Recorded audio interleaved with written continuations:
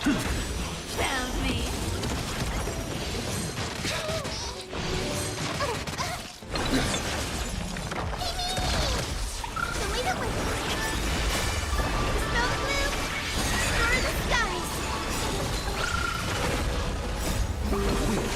Anything! Insanity! With this divine power, I reforge all things! To the soul! Insanity! Reach the end of the story in your own way.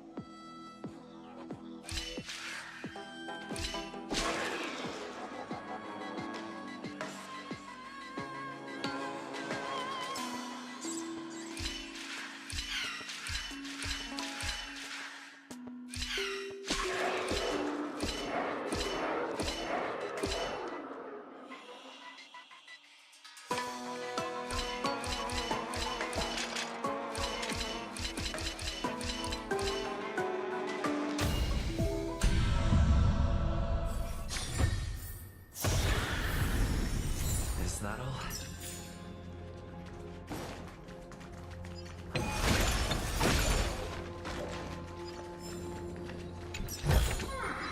Looks good.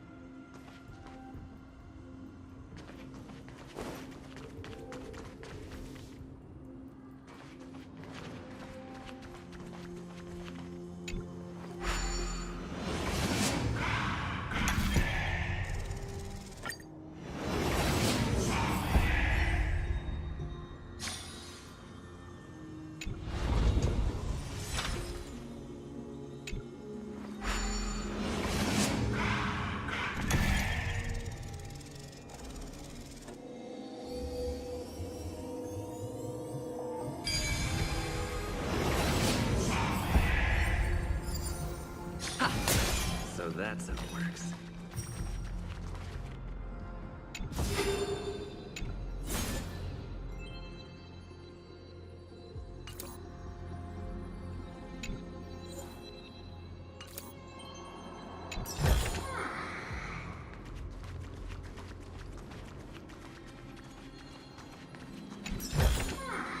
Is that all?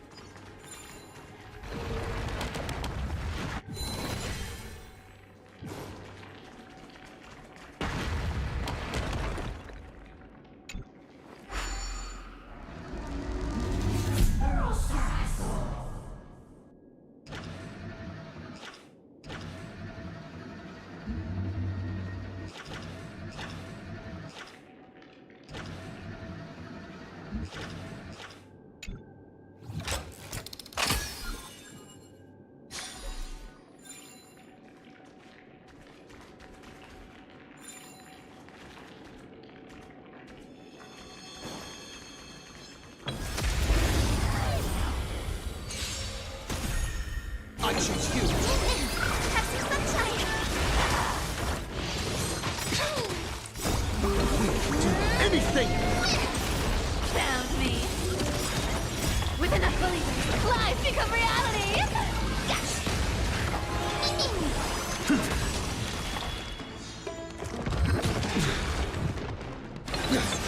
Come to me. Show me the way.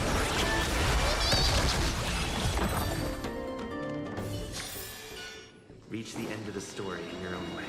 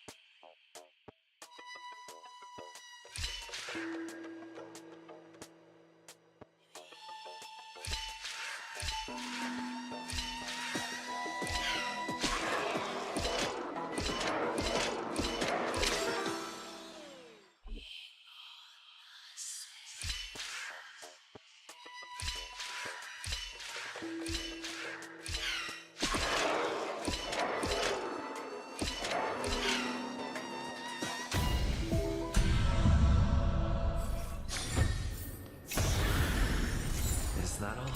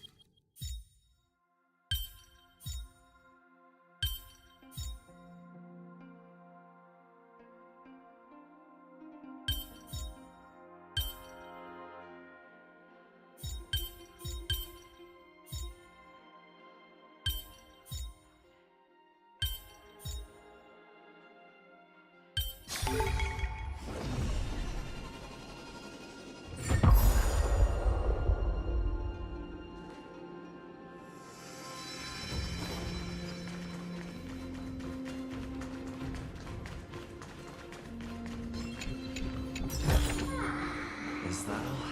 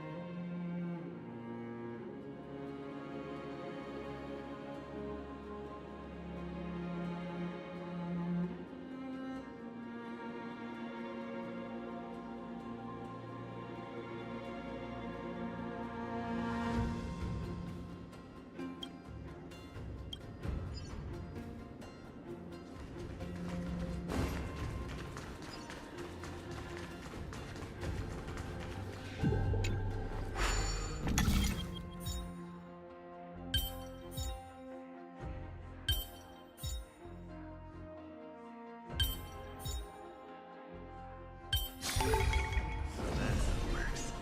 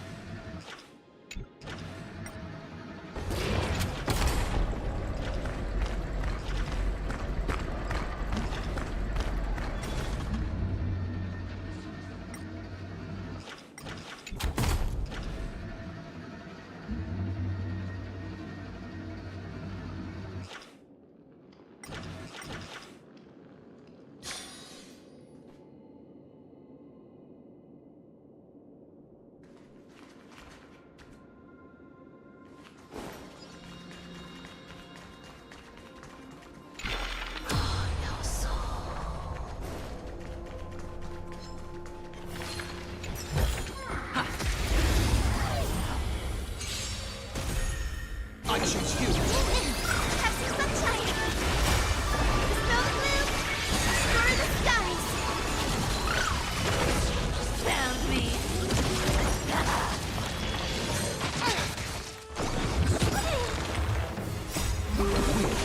Anything! You can't run. With this divine power, I reforge all things!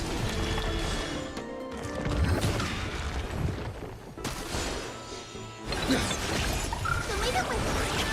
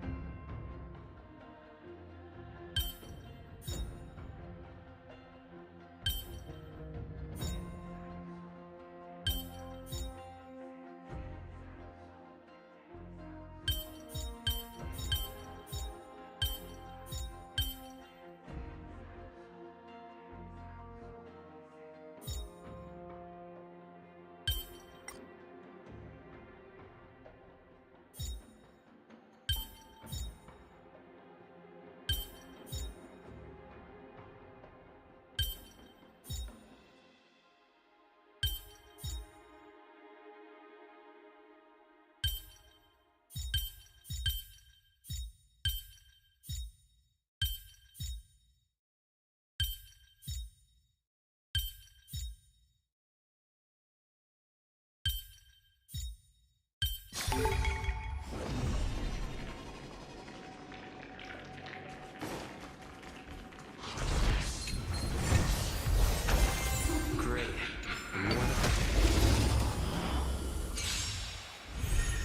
More than Do it! The way that wins. The snow blue. Star the skies. Found me. With enough belief, lies become reality.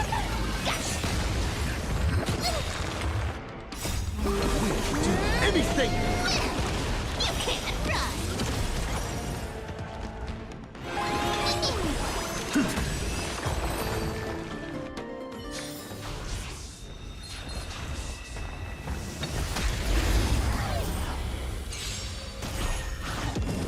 I choose you! Have some sunshine. Gotta stop them here.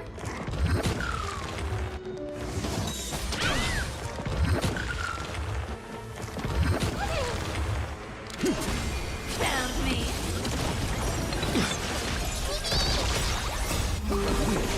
Anything! To the soul! The way that wins. The snow blue. Star the skies.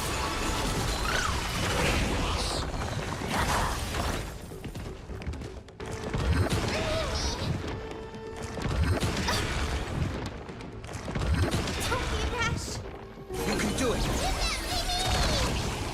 You can't run. Have some sunshine.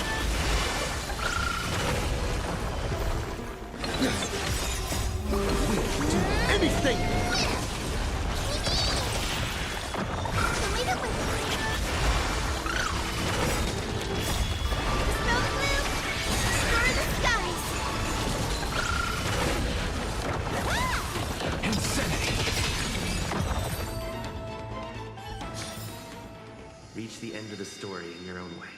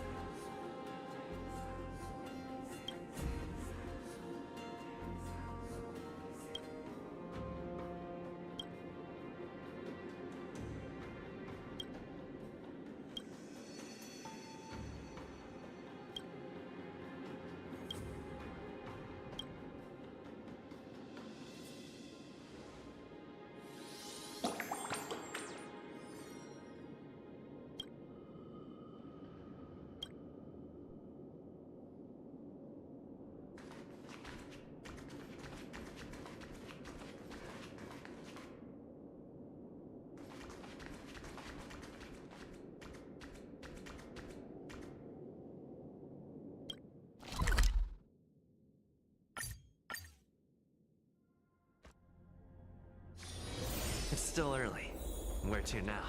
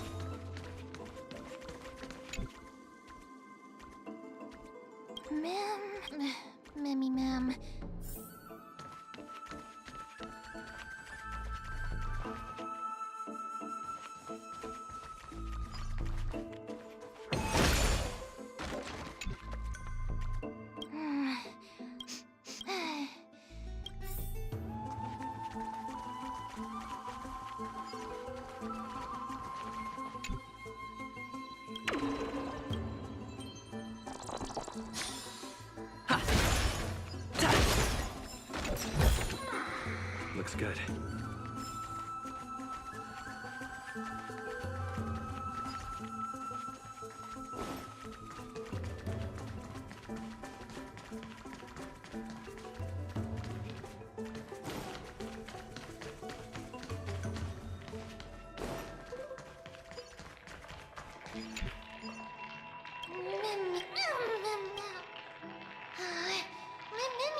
It could be because when a life is...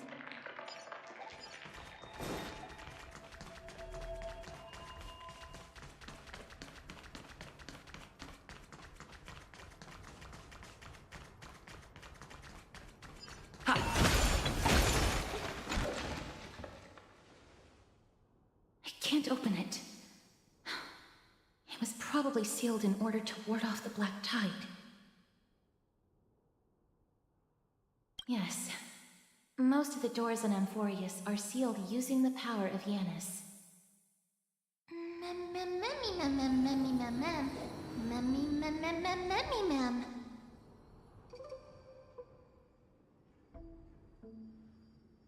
Are you serious?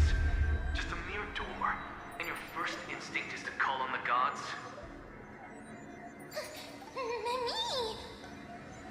Before you try unlocking the door, perhaps you should first find a way to clear the fog that clouds your vision.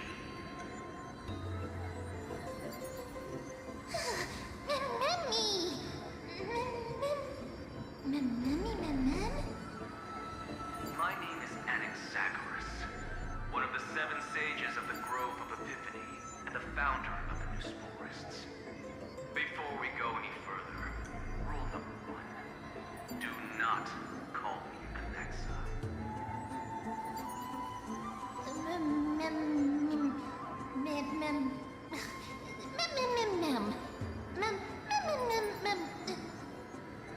Rule number 2. Never interrupt me. Silence is golden.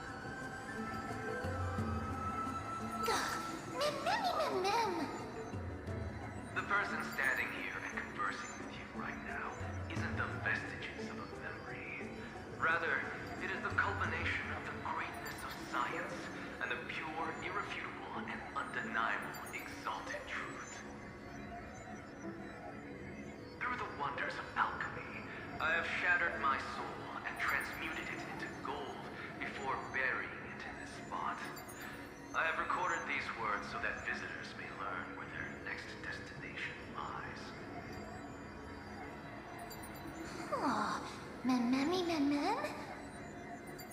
Nothing is impossible. Having said that, alchemy is not omnipotent.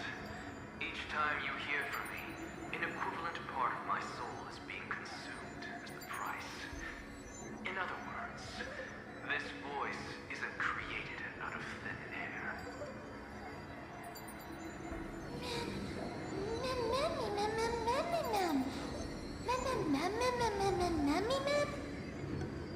That's because my precise calculations account for every possibility.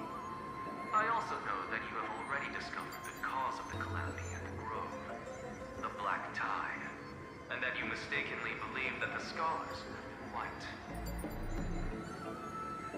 But that is where you're wrong. While the black tide was still approaching the Grove, the sages found a way to evacuate the vast majority of the scholars.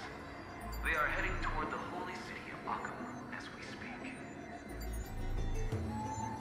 Only a small fraction of the scholars stayed behind with me to defend the Grove. If all goes well, Circe's core flame will reach Akhama before long. But since you have accessed this message, something unforeseen must have occurred. For now, you should continue onward to the Luminary Throne, where you may retrieve the core flame and our mortal remains. And now, the objective is complete. That is all.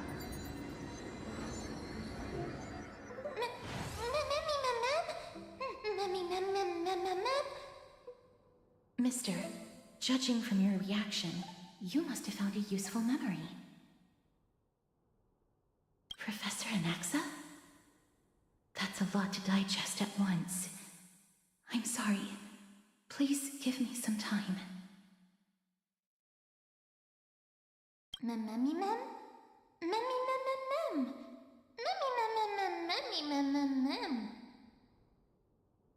It is located at the top of the giant tree and is where Circe's core flame is kept. According to Anaxa, the core flame should still be there. But making our way there won't be as simple as the professor made it sound.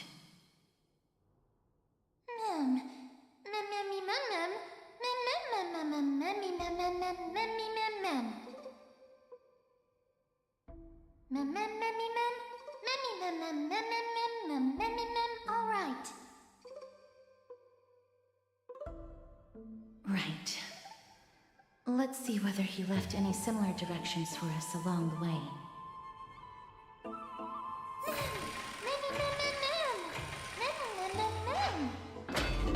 Alchemy is truly incredible.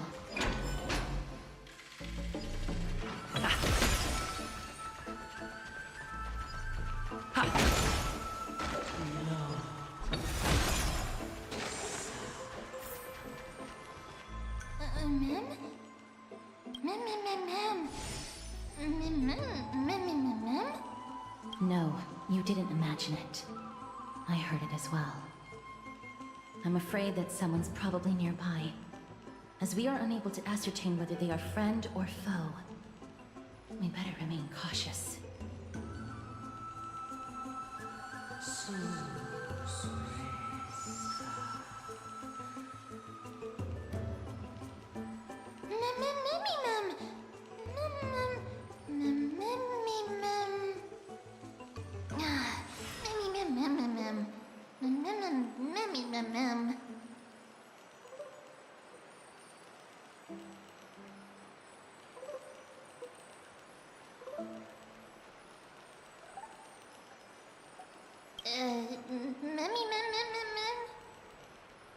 Found it.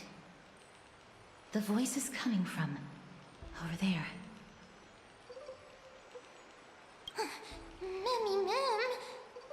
No. It seems to be coming from somewhere even further that way. Let's go check it out.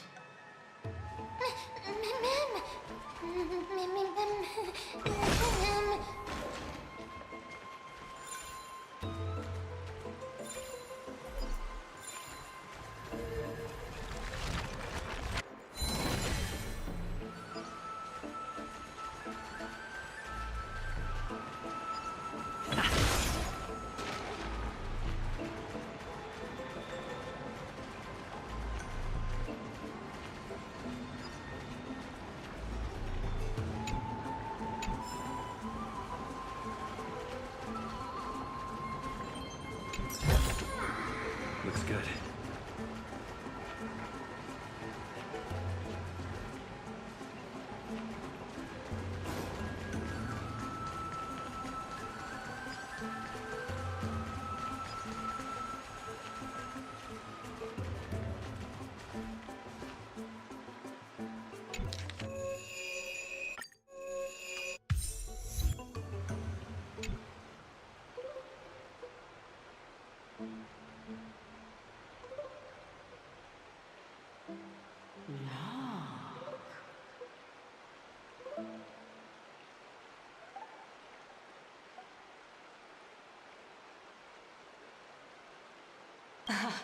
Regardless of what you do, a stone won't be able to speak.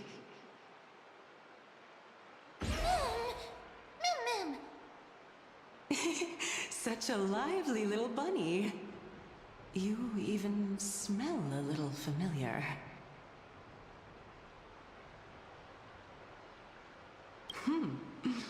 What a smooth-talking child. I'll accept your praise. Who are you? Keep your distance and identify yourself. Otherwise, you'll face the consequences. The scent of Thanatos. I recognize you. Idonia's renowned goddess of death. Since you are aware, stop provoking the authority of death. Answer my question. Baring your fangs at me. How cute. Just call me Calypso. I greet you on behalf of the 7 sages and the litophagists.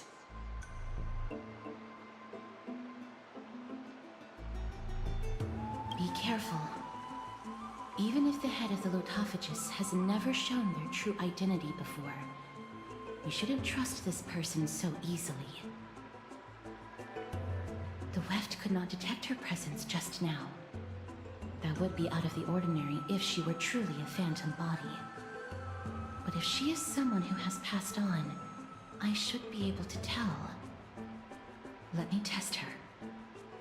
Do you mind if I join your private conversation? That would be rather inappropriate for someone who isn't even willing to reveal their real self. Forget it. However, I'm going to ask you some questions. Please answer them truthfully. If you can do so without hesitation, we won't treat you as an enemy for the time being. A pop quiz? Well, that sparks my interest. Go ahead. What was the topic for the grand finals of the 752nd Great Debate? Is a flying arrow in motion or at rest? Who was your representative? Medea. She went up against Phynon of the New Sporists. Who won? Nobody won because the 752nd Great Debate never took place. What I just mentioned happened during the previous debate. Phynon emerged victorious and obtained his 10th consecutive debate wreath. Also, to alleviate your worries, I shall provide you with a piece of information that's more valuable than the Great Debate. Anaxa the New Sporist is still alive. I saved him, and he is now recuperating at the Luminary Throne. So, are you satisfied with my answers?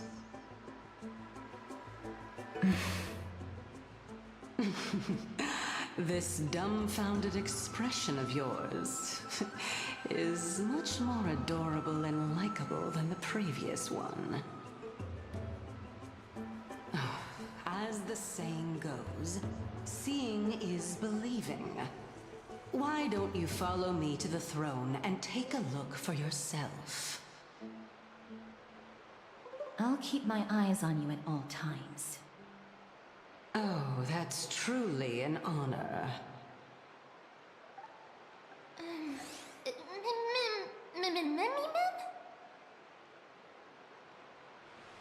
As long as we can get the water wheel turning, we'll be able to use it to ascend.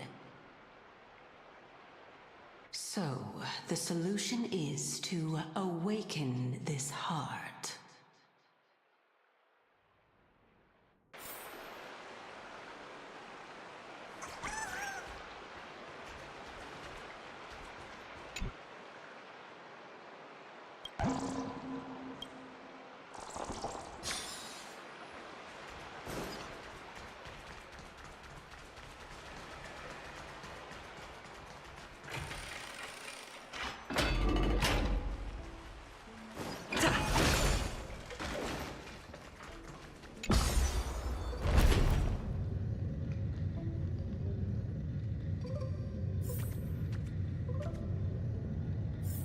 Is that the Chamber of Purifying Tears?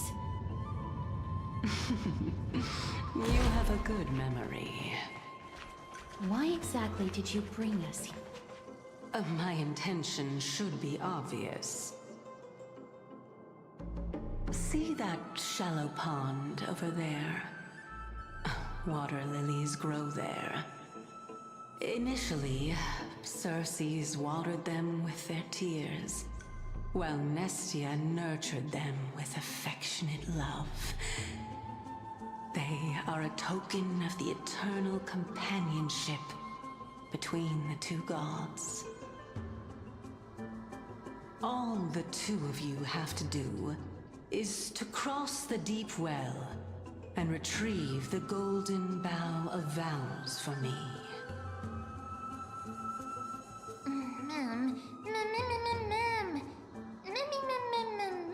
Mem. Indeed. Could it be that you actually do not know how to proceed?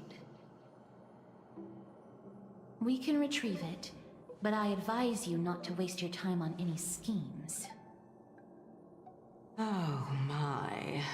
I'm helping you to eliminate your worries and obstacles, and yet I receive nothing in return? Besides, the bow is essential for awakening the heart and drawing water out of the source. If you can't find it this time, we can just remain trapped here for the rest of eternity.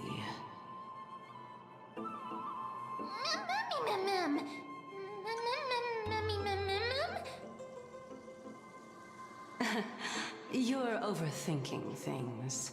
We're all in the same boat. Although it would be absurd to say that I have no other motives. Since you've brought it up, I might as well take this chance to explain. I'm simply making use of this opportunity to see what you two are made of. So, is that truthful enough for you?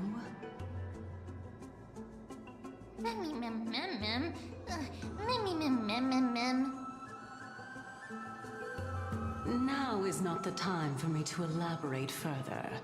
So, please proceed. As a student of Anaxa, equivalent exchange should be something that you are familiar with. I cannot deny that. Mister, since our interests are aligned right now, it's better for us to do as she says. Besides, she knows about my past. Even though I'm not able to elaborate much, I can tell you that she has reasons to fear me. If you unfortunately turn out to be her ultimate target, please don't worry. I will promptly intervene.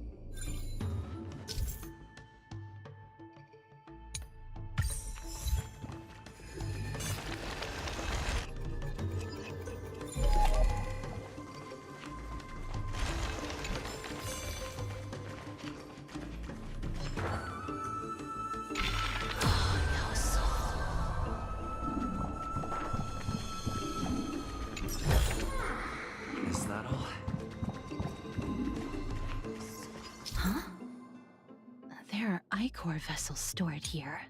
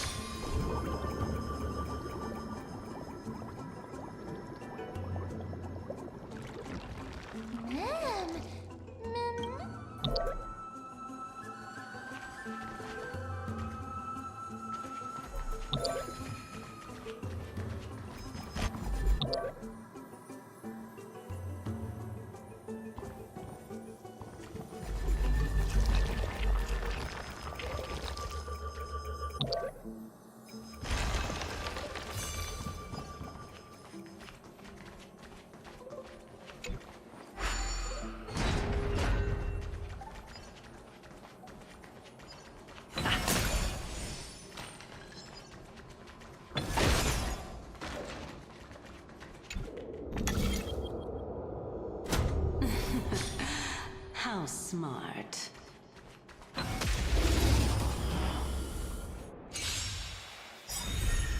I choose you. With this divine power, I reforge all things. You can't run. Only the wind. To the soul. With enough believers, lies become reality. Gotcha.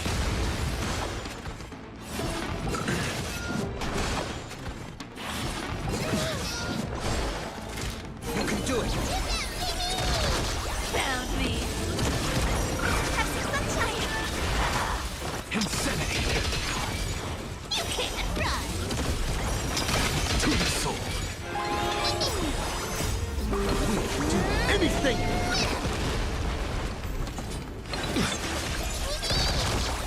Only the wind. Dispel the gloom. Destroy the skies.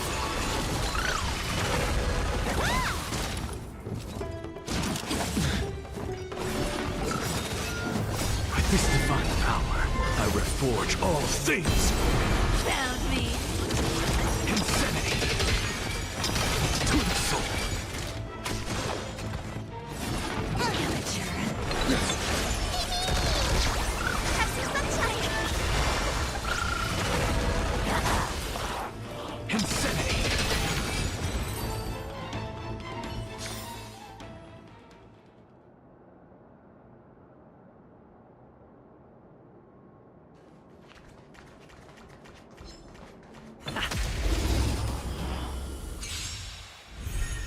You can do it. Do anything. You can't run. Only the wind. Dispel the gloom. Destroy the skies.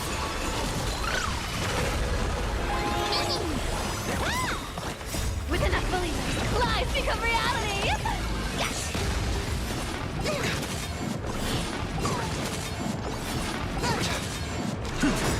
Found me.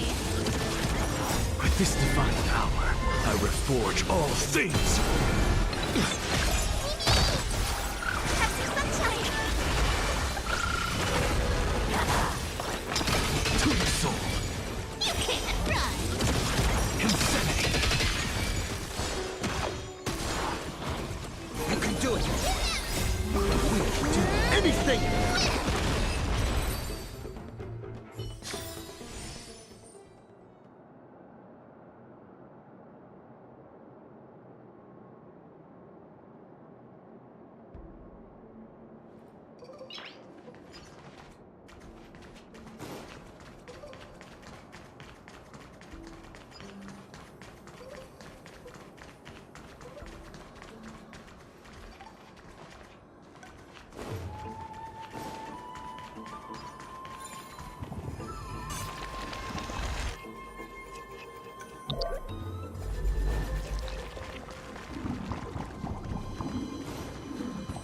Let's hope that this is not a trap set by her.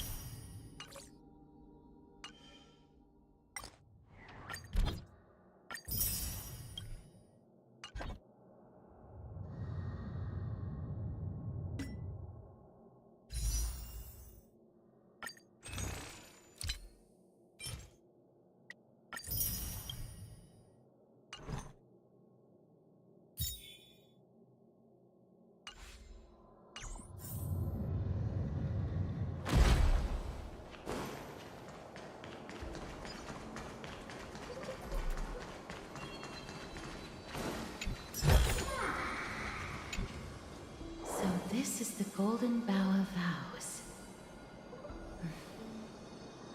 I hope that the Titan will not take their anger out on us.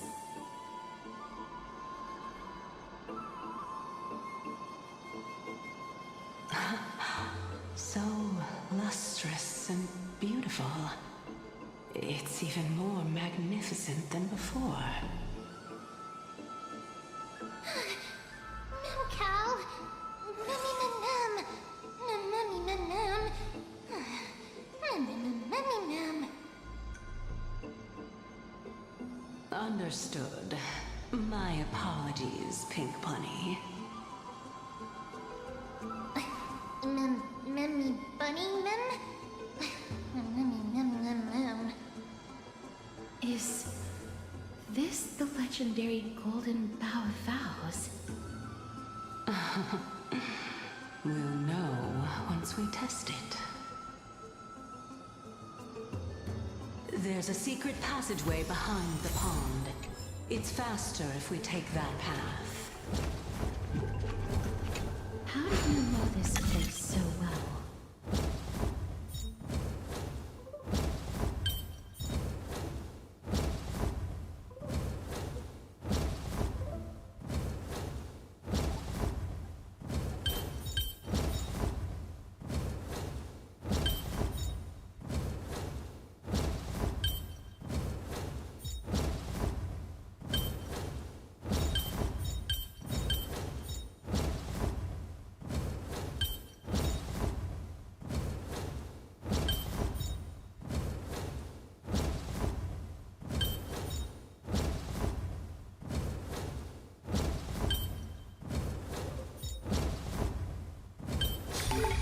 Well, I'm one of the 7 sages after all.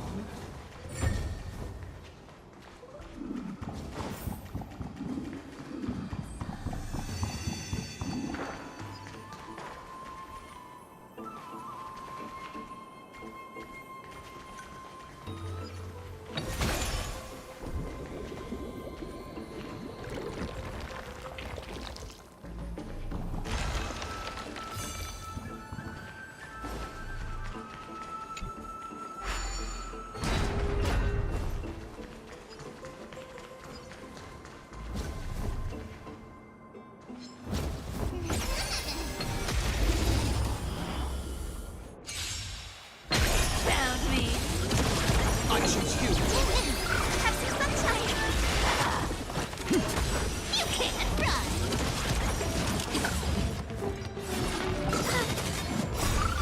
Snow the blue. Star the skies. Mimi! Tomato with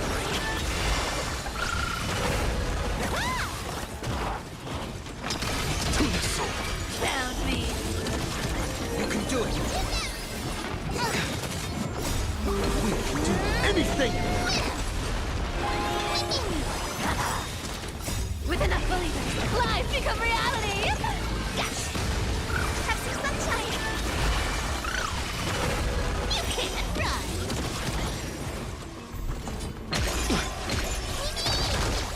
Tomato with Insanity. Found me! With this divine power, I reforge all things.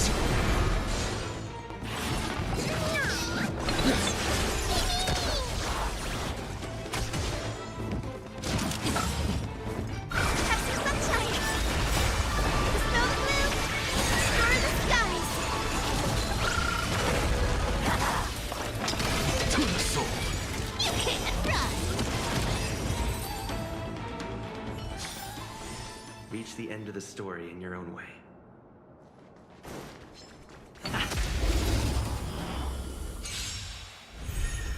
I choose you. We can do anything. Found me! Tomato with enough believers, life become reality! Yes! Amateur! Don't be rash! You can't run! Have some sunshine!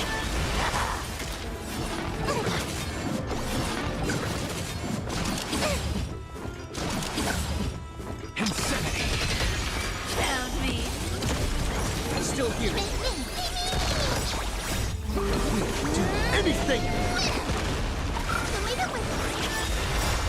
Dispel the gloom. Star the skies.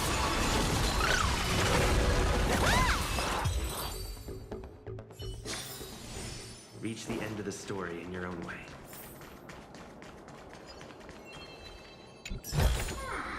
Looks good.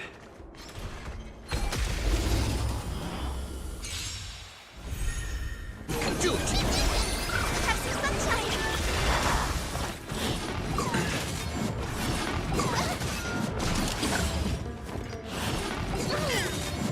With enough believers, lies become reality. Yes. You can't run. Show me the way. Dispel the gloom. Star the skies.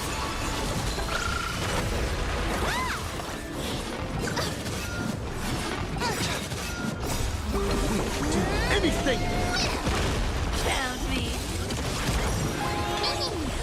Come to me. To the sword! You can't run. With this divine power, I reforge all things! Have some sunshine.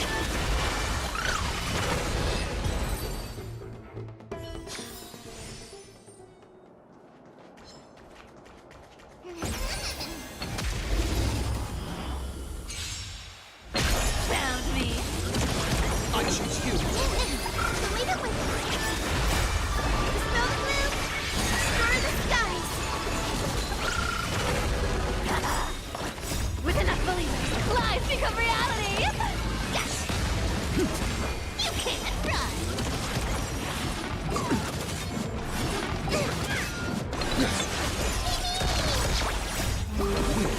Anything! I'll take it on. Have some sunshine. Found me.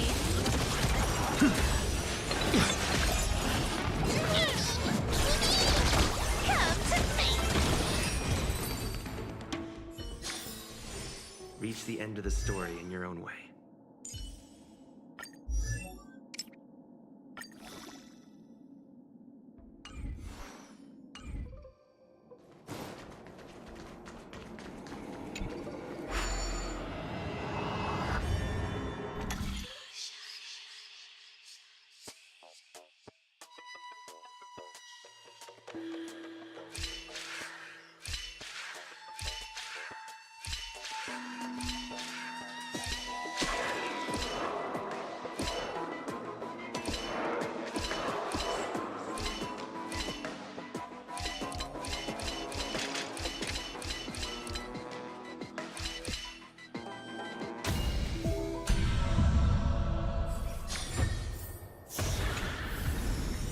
Is that all?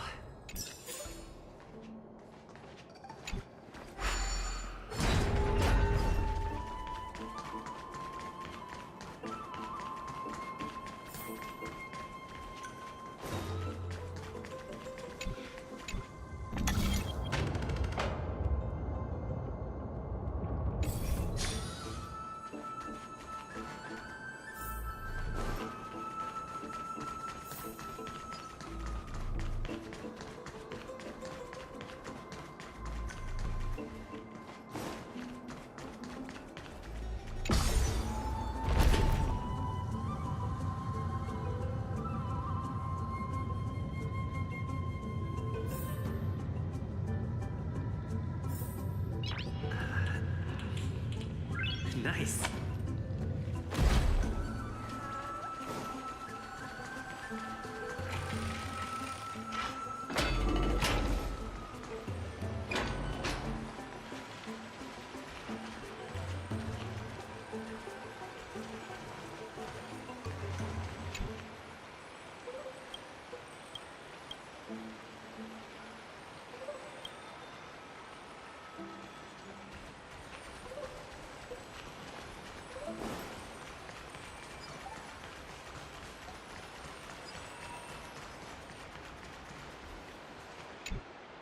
We're here. Could you kindly pluck a petal for me and place it into the pool?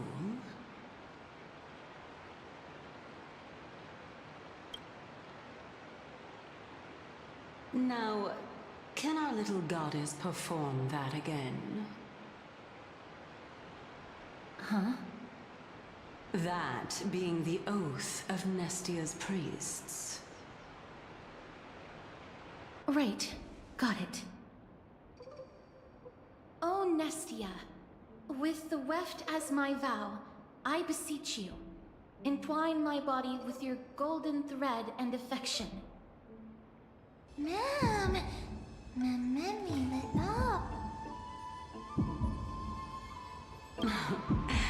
It's just an ancient promise between the Titan and humans. So, what do you think? It really is the Golden Bough of Vows. And I did not set any traps for you, right? That is indeed true. You look like a sad, lost puppy. Even if this is indeed a scheme to get you to lower your guard, you don't have any other choice but to play along, do you? Therefore, why don't we just put everything aside and work together? We can always determine who's right and who's wrong once we overcome this. Yes, I agree. Great. Then, let's ride the water wheel. However, giving us half-truths is not the right attitude for cooperation. Furthermore, according to the principle of equivalent exchange, since we have passed your so-called trial, isn't it time for you to make your intentions clear to us? I really can't bear to look at your sad expressions. Although you only cleared a simple trial, I'm willing to make an exception and treat you with sincerity. I'll allow each of you to ask a question. But not the little bunny. So, ask away.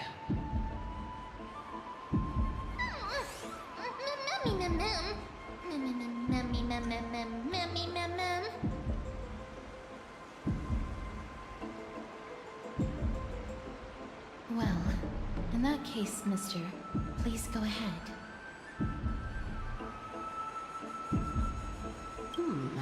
A good question. It's an inability to do so rather than an unwillingness. For me to appear in my true form, I'll require your help. Well, it's your turn now, little goddess of death.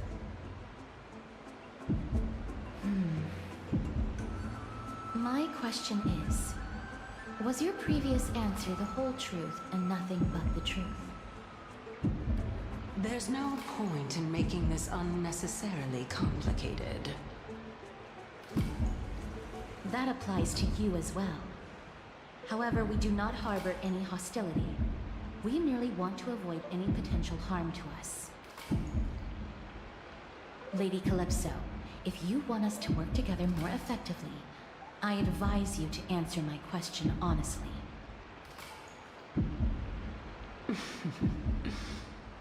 All right. I was completely truthful in my response just now. I have not deceived you, nor will I. With all due respect, omitting facts can also be considered deceit. Is that so? Regardless, I still stand by my previous response. Then please lead the way. After all, facts speak for themselves. The truth will come to light once we arrive at the Luminary Throne. All right. I originally thought that you were just a beautiful flower planted in the mortal realm by the hand of shadow. But now, I see you have some prickly thorns, too. I'll just consider that a compliment. Indeed. I'm complimenting your charming naivete. All right, go ride the water wheel. I'll wait for you up there. Mem.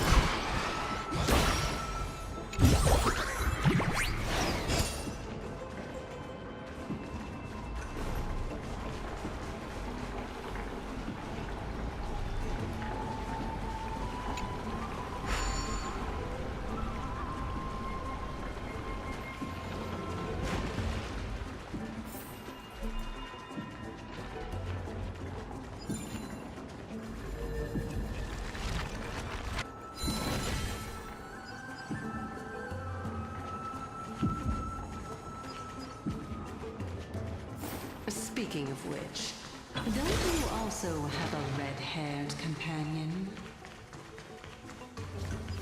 Mem.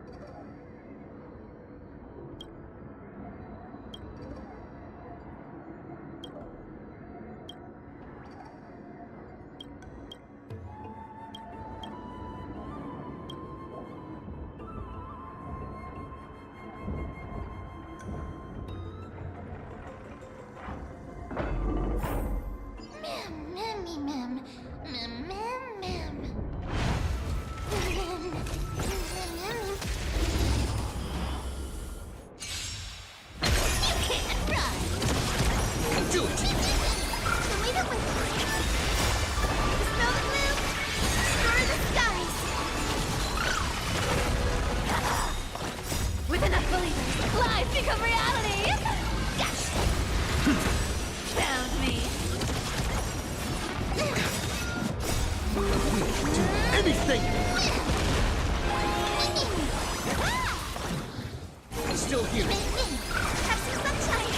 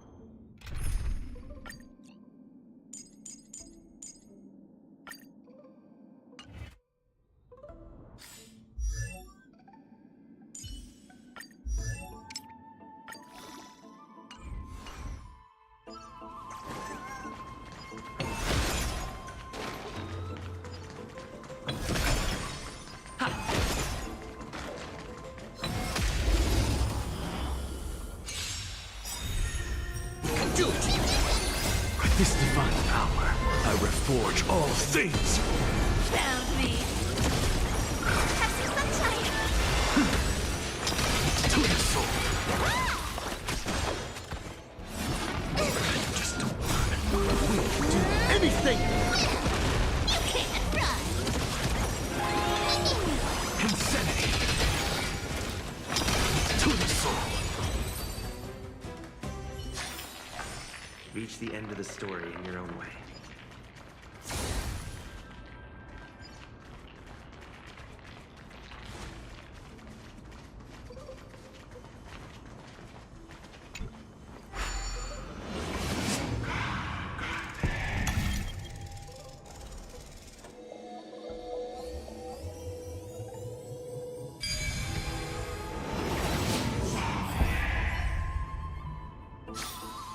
So that's how it works.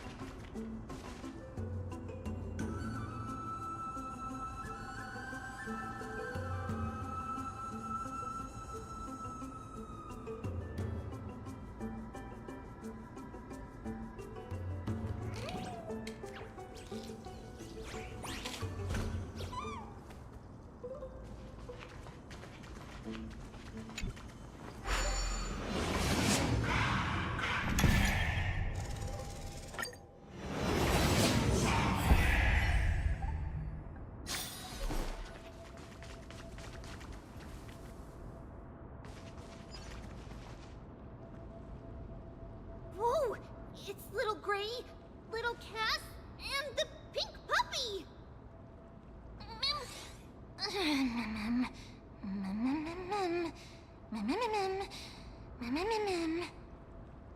Lady Trianne, are you all right?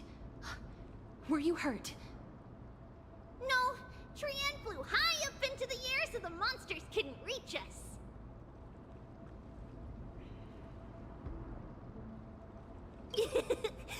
Oh, also, the spindle that Aggie gave us is so powerful that Trianne seems to have found Nax. He's near the treetop. Even though our perception of him is very weak, it's not like the white dryads from before. But since Trianne was alone and afraid that it might be dangerous, we did not fly there to take a look.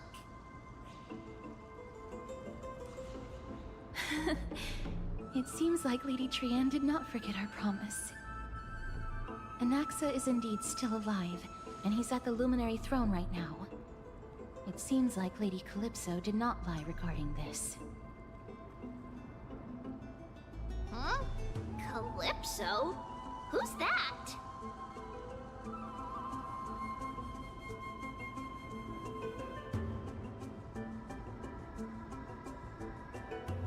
Oh, so you found a survivor! But the golden thread doesn't seem to be able to sense the person you're talking about. Mem! Mem, mem, mem, mem, mem, mem. Mem! Mem, mem, mem, mem. Coming and going without a trace. She's such a strange person. Oh!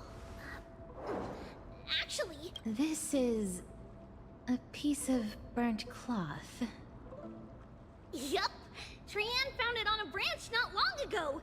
Trianne even used the golden thread to search around and found that the entire grove is giving off a similar aura. Memmy... Memmy mem mem mem... Mem mem memmy mem? Trianne doesn't think so. Because when Trianne picked it up, we didn't see anything at all. And judging by the golden thread, the aura seems to be all around. Lady Trianne, where is the aura gathered at right now? It seems to be... Oh! A little higher and a little ahead of us! The Dome of Devotion. Calypso, just what are you hiding?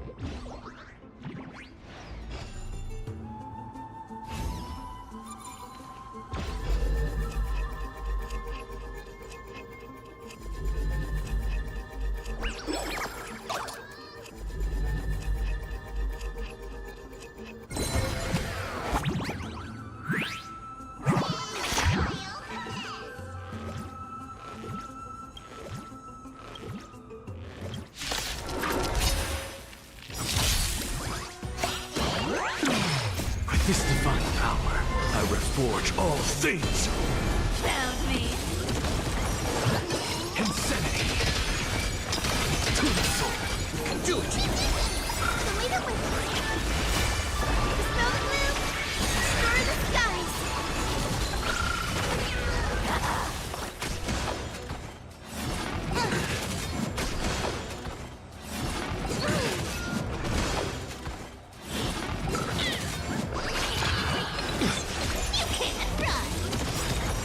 With enough believers, lies become reality!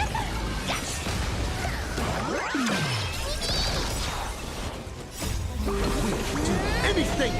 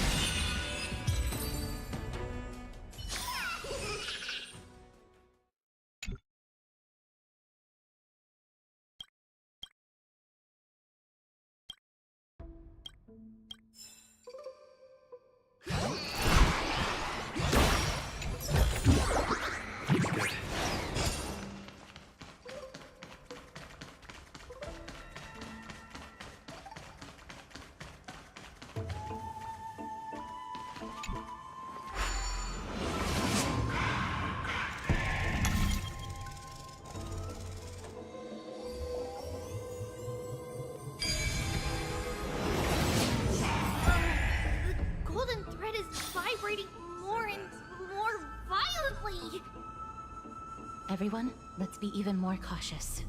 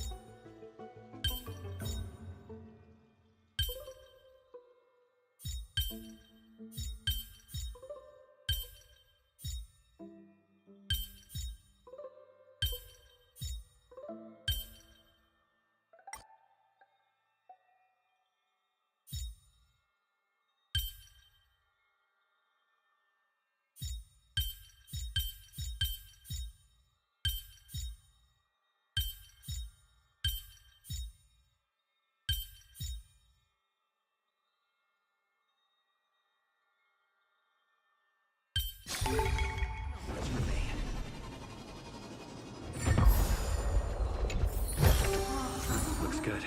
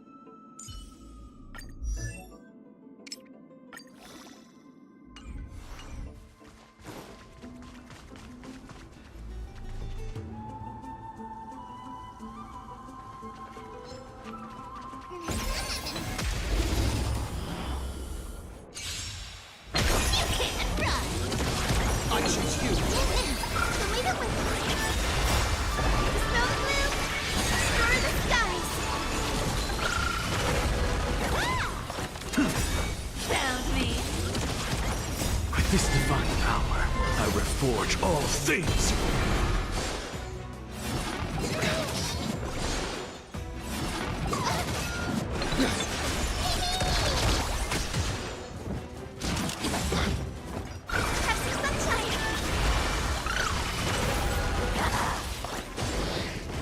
Insanity! You can't run! Still here! We'll do anything! With enough believers, lies become reality! Yes! Found me! You can do it! Leave it with me! To the soul! You can't run!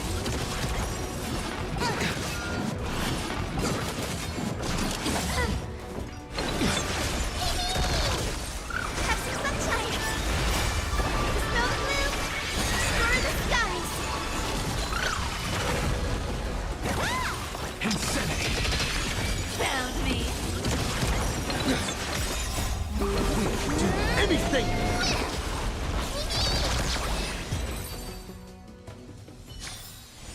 Reach the end of the story in your own way.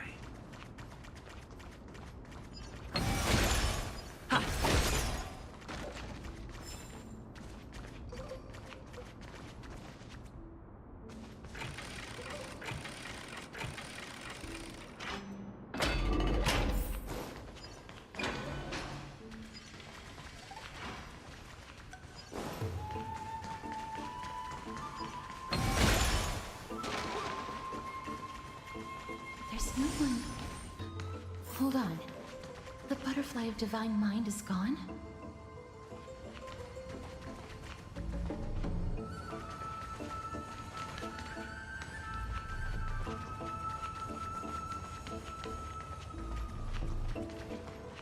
That can't be. Was it for fending off the black tide? Or perhaps... What exactly is this butterfly of divine mind? Is it a very powerful guardian monster? No. How should I put it? It's considered a safeguard for the Titan's core flame. This butterfly is created from Nestia's remaining divine mind and bears the responsibility of guarding the core flame. Legend has it that someone can only pass the trial of the butterfly by proving they possess pure and unselfish love within their heart. Only then can they awaken the great tree to open up the path to meet Circes. But how are we going to prove it? Mem mem mem mem mem mem mem mem mem mem mem. Sorry, but even I don't know how. After all, this is a secret among secrets that only a select few in the entire grove and even Amphorius know. Rather than worry about this, Lady Trian, did the golden thread react to anything around here? No. That unknown thing seems to be even farther ahead and higher up.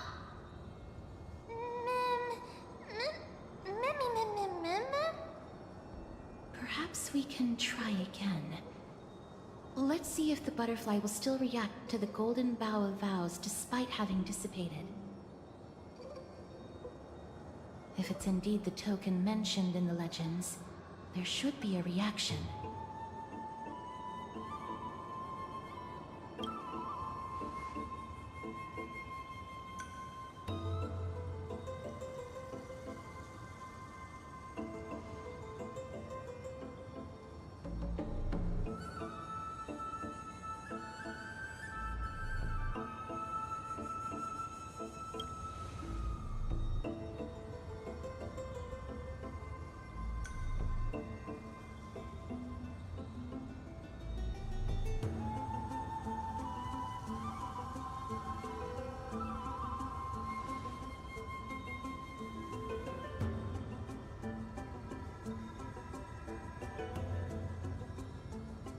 Let me give it a try. Oh, Nestia. With the weft as my vow, I beseech you, entwine my body with your golden thread and affection.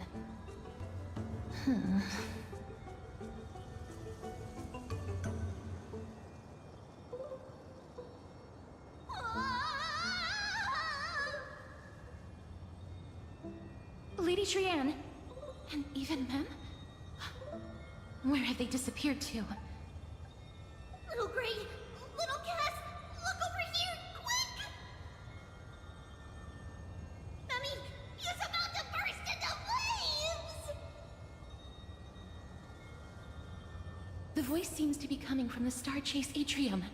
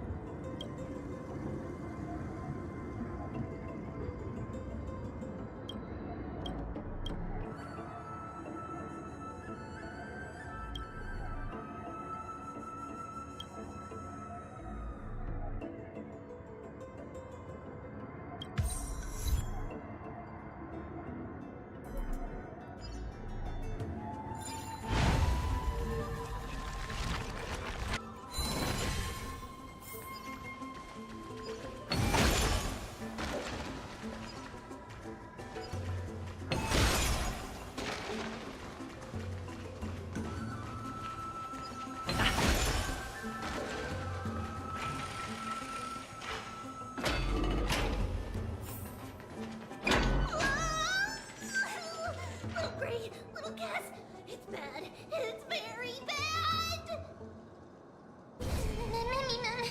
I'm fine.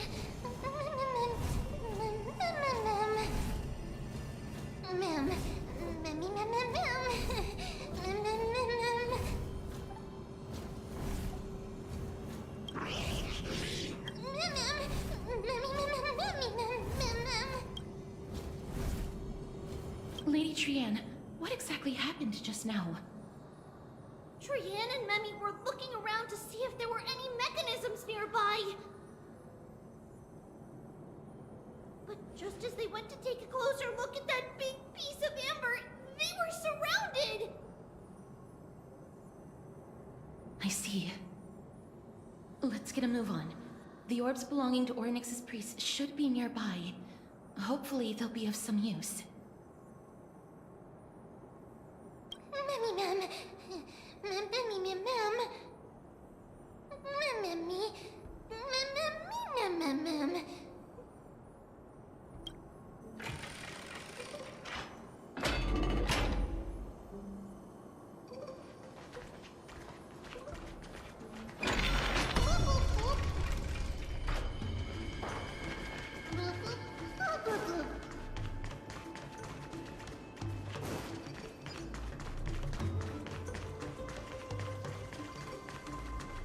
It's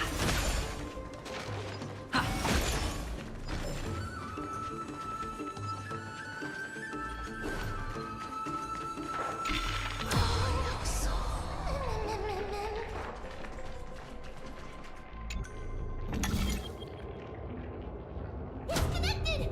Let's hurry! Memmy is already bouncing around due to the heat!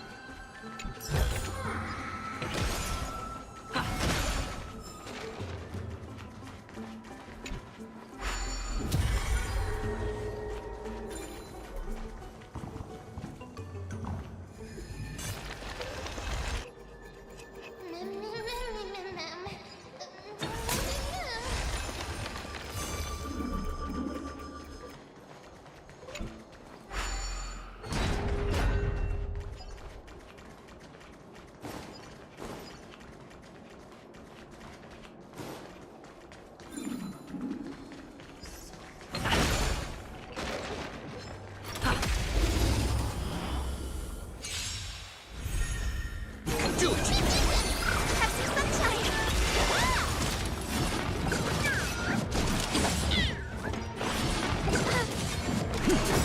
You can't run! With this divine power, I reforge all things!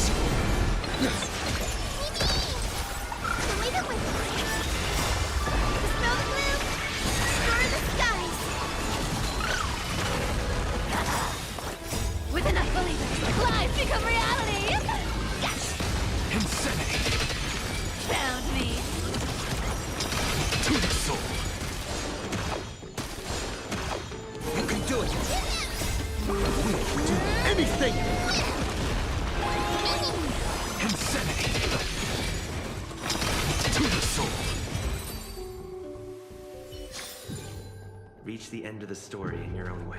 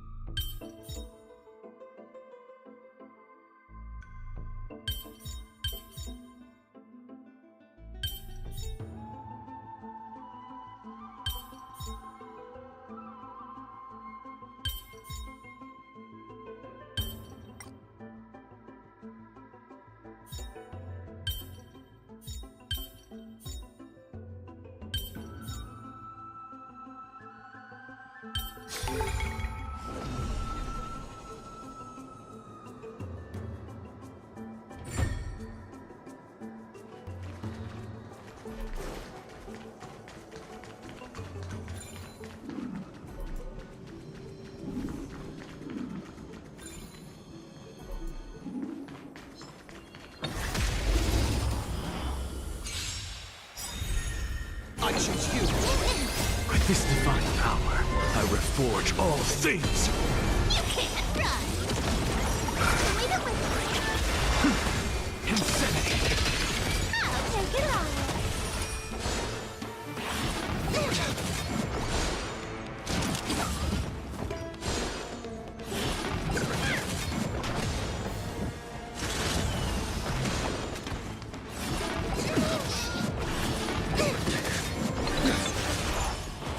Found me!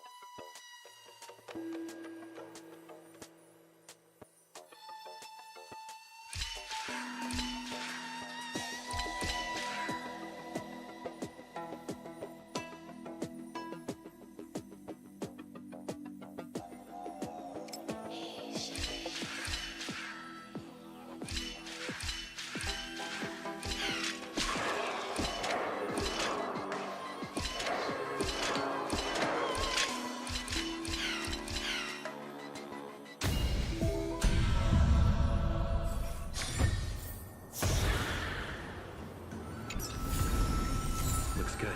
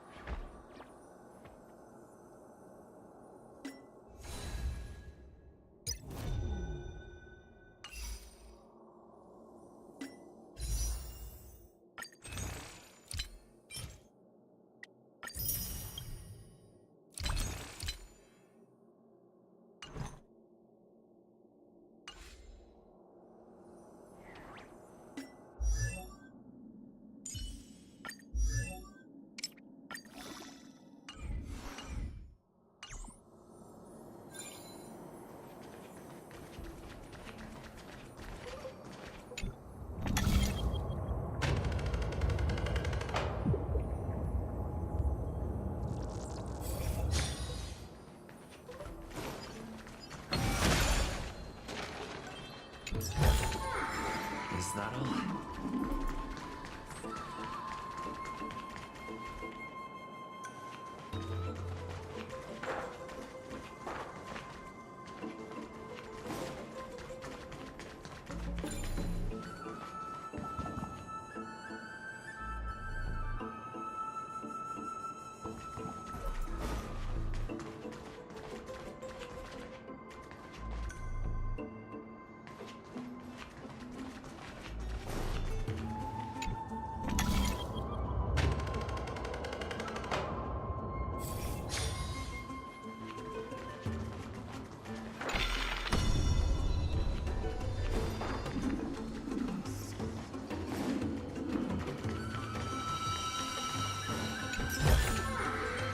good.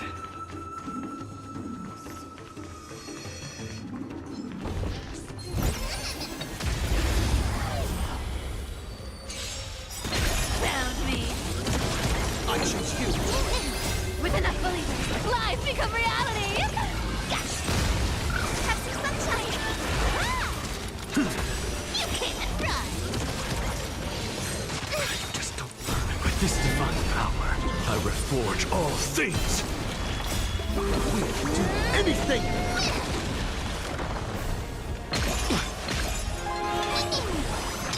To the soul. Lead it with me! Dispel the gloom! Restore the skies! You can do it! Found me. Have some sunshine!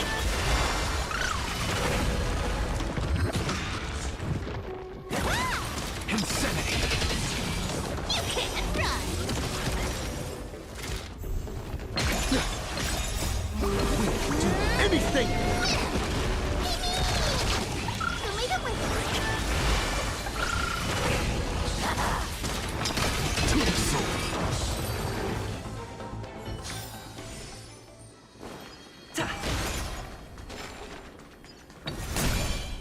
Need a strategy.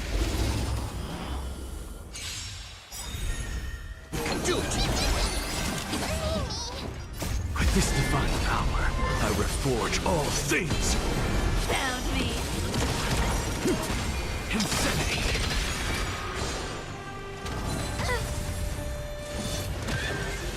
Have some sunshine! Dispel the gloom! Restore the skies! I'll take it on! With enough believers, lies become reality. Yes! You can't run! Lead it with me! We'll do anything! Ah! To the soul. Found me. Insanity.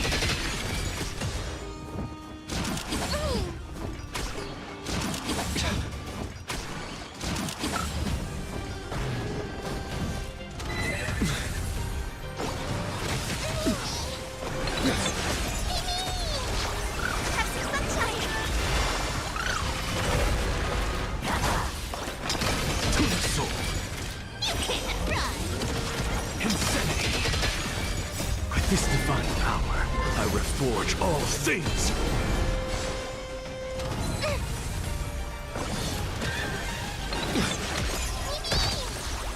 Lead it with me! Ah! To the soul. Found me. Insanity. We'll do anything!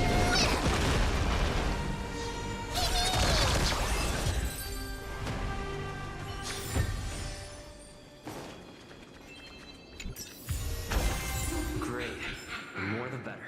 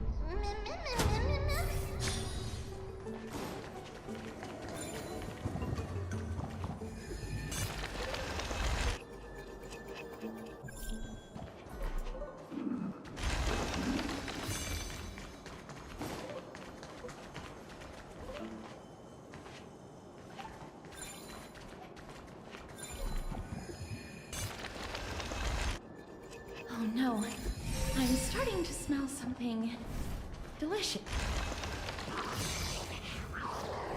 Mem, mem, mem, mem, mem, mem, mem. Memmy mem mem. Memmy mem mem, memmy mem mem mem, memmy mem.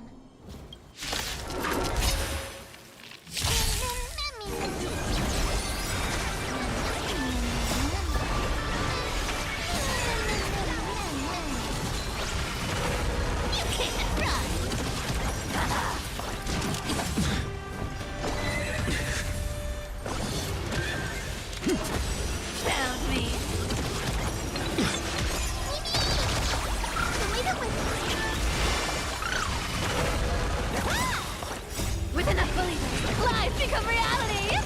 Yes!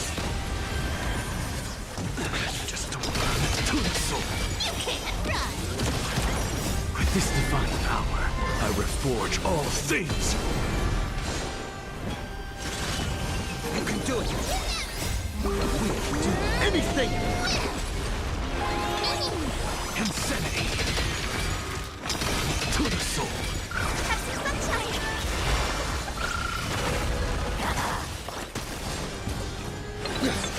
Found me! Tomato with Insanity.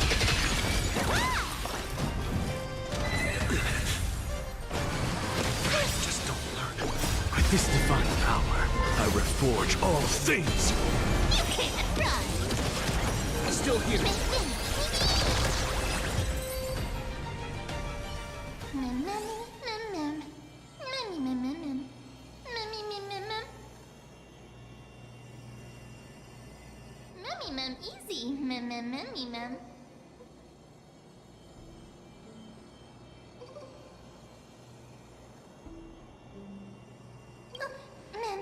Mem, memmy mem, mem, mem.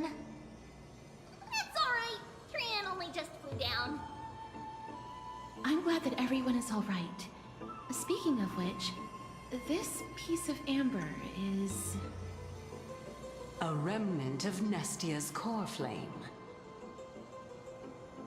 To get to the throne at the treetop, gather the embers before you with the golden bough of vows, and present it to the divine butterfly. Whoa, where did you come from? You finally appeared, Lady Calypso. Yes, it's been some time. The battle just now was a true delight, and I feel quite elated. It seems like I'll really be able to rely on all of you to reclaim my true form.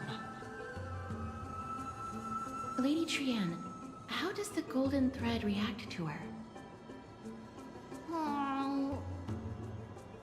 Huh. There's no reaction at all. Obviously. After all, the fragment that you picked up just now is completely unrelated to me. All right. Just do as I say. If you're able to pass the trial, I will tell you everything truthfully. Another trial. Mem. Memmy mem, mem, mem. But we have to go to the treetop to find Nax anyway, right? I've got a hunch. Come, let's collect the embers and go confront her.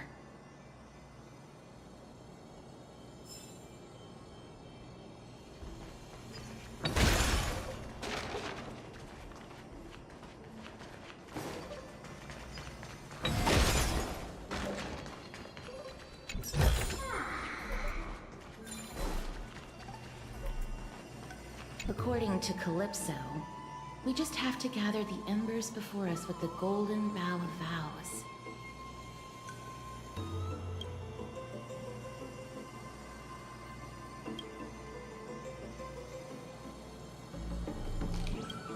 How incredible. Memmy mem?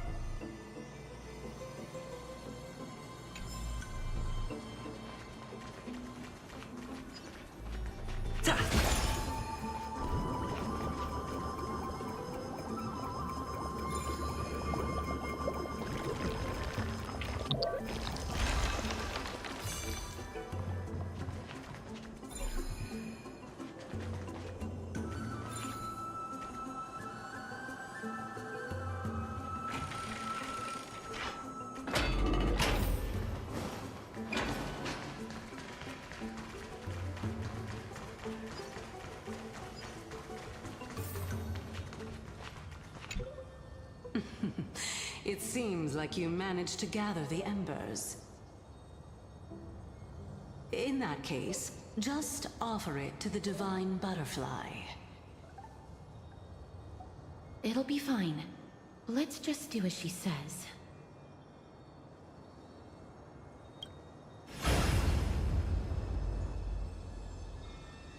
It's a success! Path has appeared! All of you have indeed passed the trial.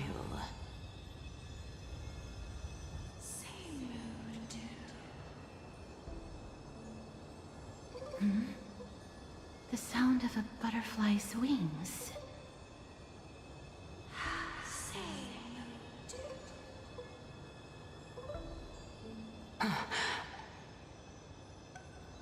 I'll be back shortly.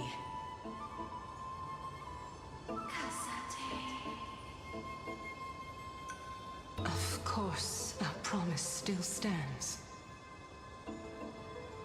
But now, it's time for me to sacrifice myself.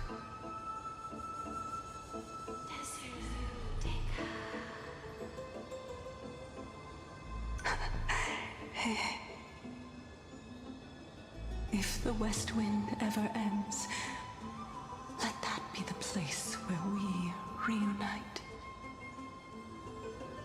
Farewell, my love. Lady Calypso, this is...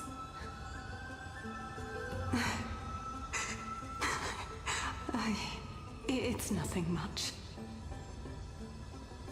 Thank you so much for your help. Now, it's time for me to fulfill my part of the promise. Well, in that case, I can start. You're actually Cersei's, right?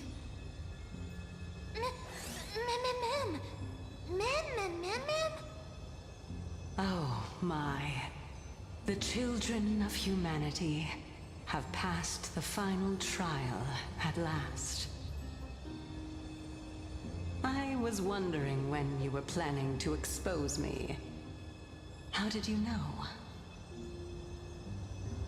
The riddle-like trials, your distrustful yet sincere character, referring to Nestia as your love, and...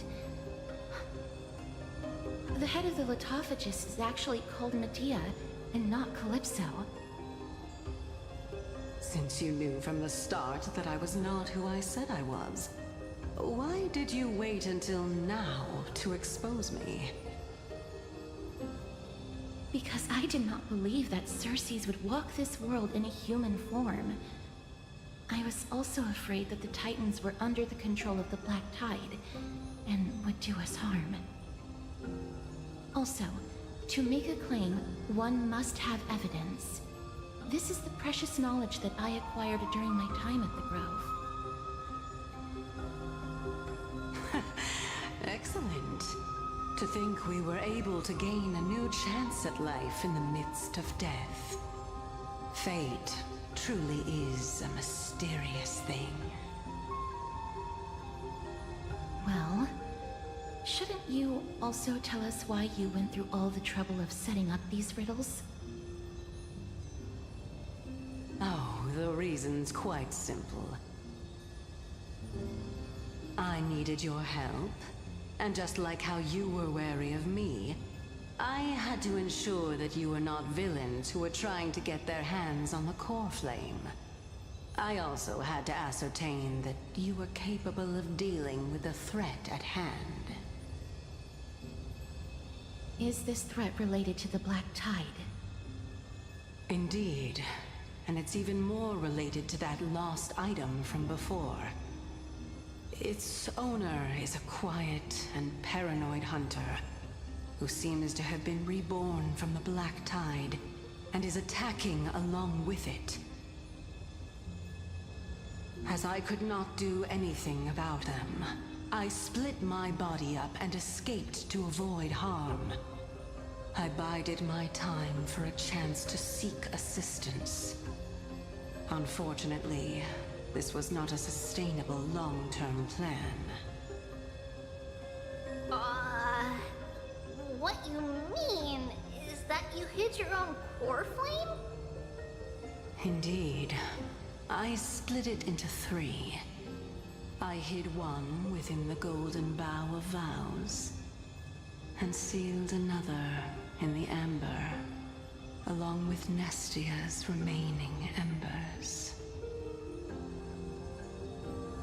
As for the last one, it's currently in Anaxa's body, which is in dire need of repair. What? Do you mean that you're using such a method? After all, the scholars of the Grove have always been willing to lay down their lives to defend my core flame. As a respected god, it would be too embarrassing if I were to do nothing and simply watch the children of humanity give up their lives for me. Especially that heretic named Anaxa. He did not even hesitate to tear his soul apart and use it to perform a miracle. He trapped all the creations of the Black Tide within the Grove so that they would not be able to harm others. His way of thinking was so out of the ordinary that I felt it would be a waste for him to meet his demise in the Black Tide. And so, I decided to save his life. Of course, this also meant that I was able to conceal myself and remain hidden. Well, that's also an equivalent exchange, right?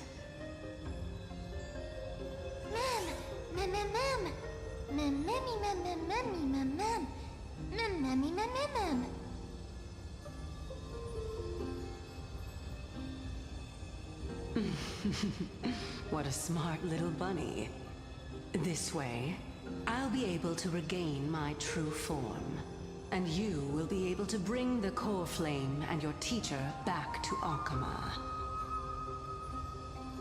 We'll also take down the black-robed swordmaster at the throne, together in one go. But, Circes, aren't you the reason Titan? Even if I do not have the authority of strife, I'm still a god. I just need you to buy me some time against the warrior's blade. Once the core flame is reformed, I'll be able to show my hand.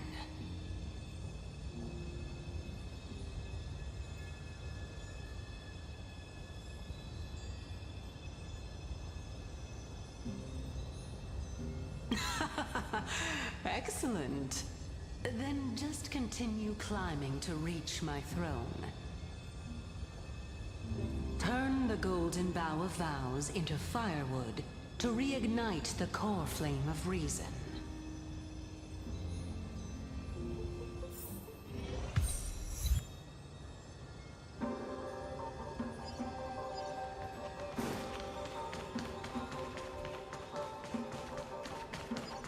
I'll leave it to you, children of humanity.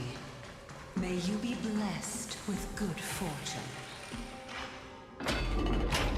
It seems like a fierce battle will be inevitable. Don't worry, Trigan will protect everyone!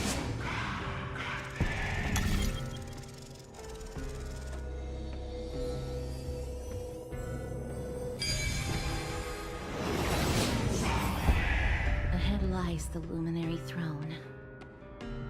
And also, the battlefield that we're about to step onto. Ma'am, ma'am?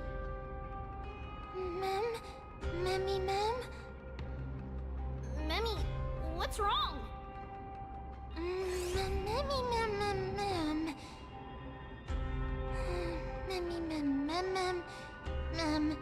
ma'am. Memmy, ma'am. Is this Professor Anaxa?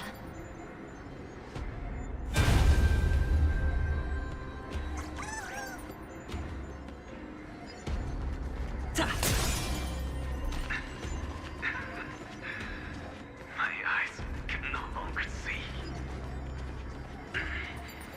No matter. All I have to do is place this body at the core of the array for the sake of Emphoria. Die with me, Titan.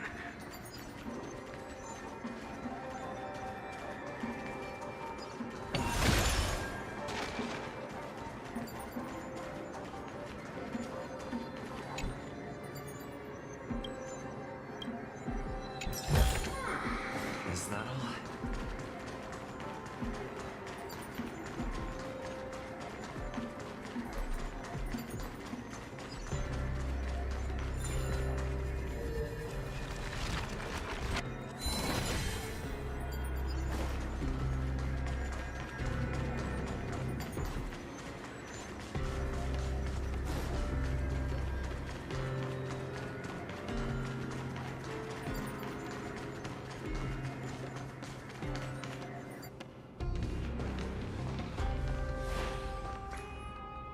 Ma'am.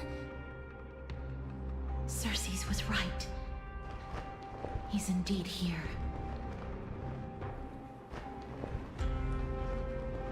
Who is this black-robed guy? Memmy,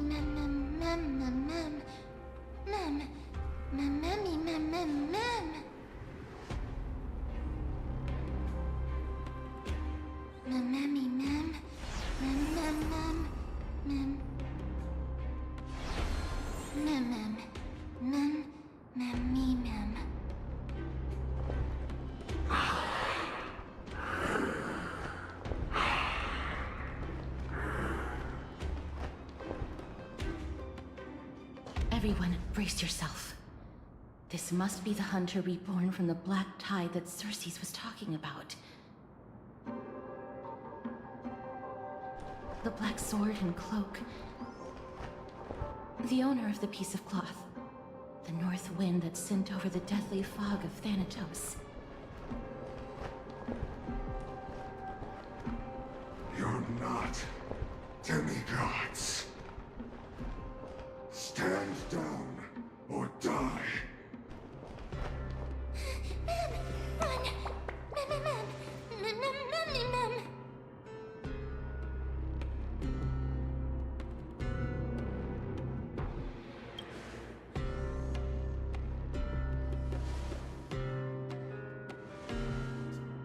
Trian will also protect everyone! Trian is brave! Mister. Only this time, may death protect us.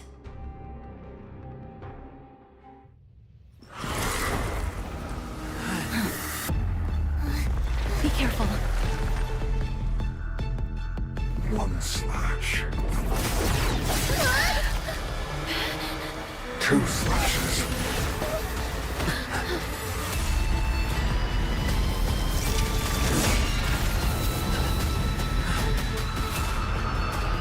Three slashes are enough. Who exactly are you? Let's try it this other way. I choose you. Trust me. We'll do anything. Found me! A guy with a rainbow wings! The leader with Breaks over. snow blue! Destroy the skies! Breaks over. Don't fight, so I come to me! You're just too loud. take advantage. Our cube, with enough believers, lies become reality! Insanity! You can't run! I'm still here.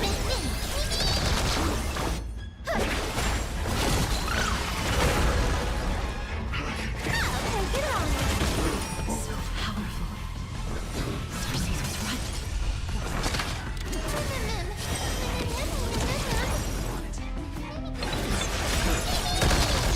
Trust me. We'll do anything! Have some sunshine. Break's over. Don't fight, so I got May this fate snow blue destroy the skies. Break's over. You can't run. Your souls to the fire. Not good.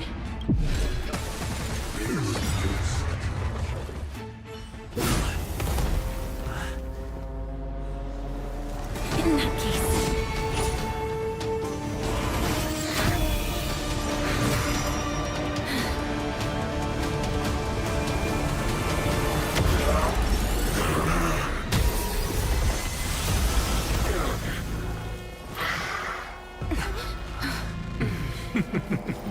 Can't be killed in a single blow. You are indeed no ordinary human.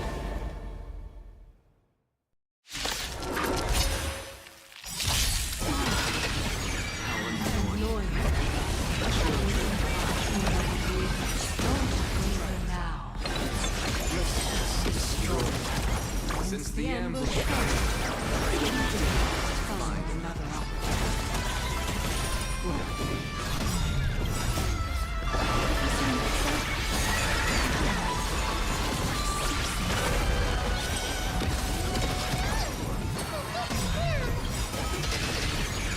Trust me. We'll do anything! To the soul. Look, with this divine power, I reforge all things. I'm still here. Don't fight. I'll take it on. Found me.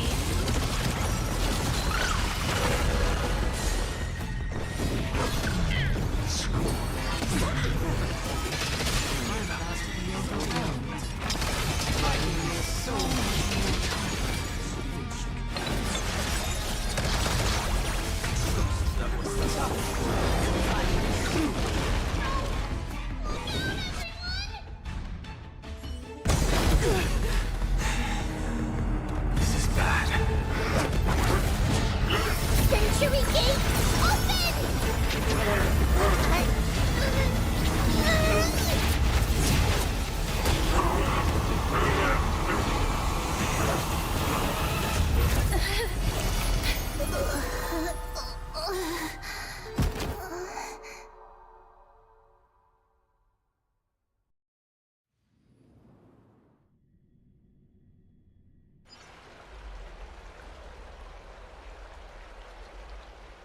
Phew. That was a close call. Thank goodness that we returned to Akama unharmed.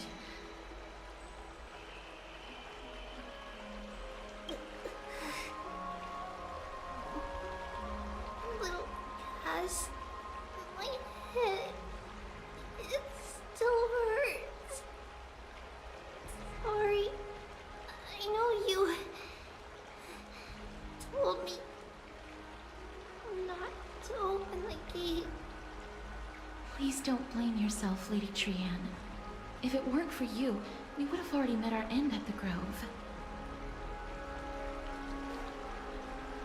I feel awful. I need to go back to get some rest.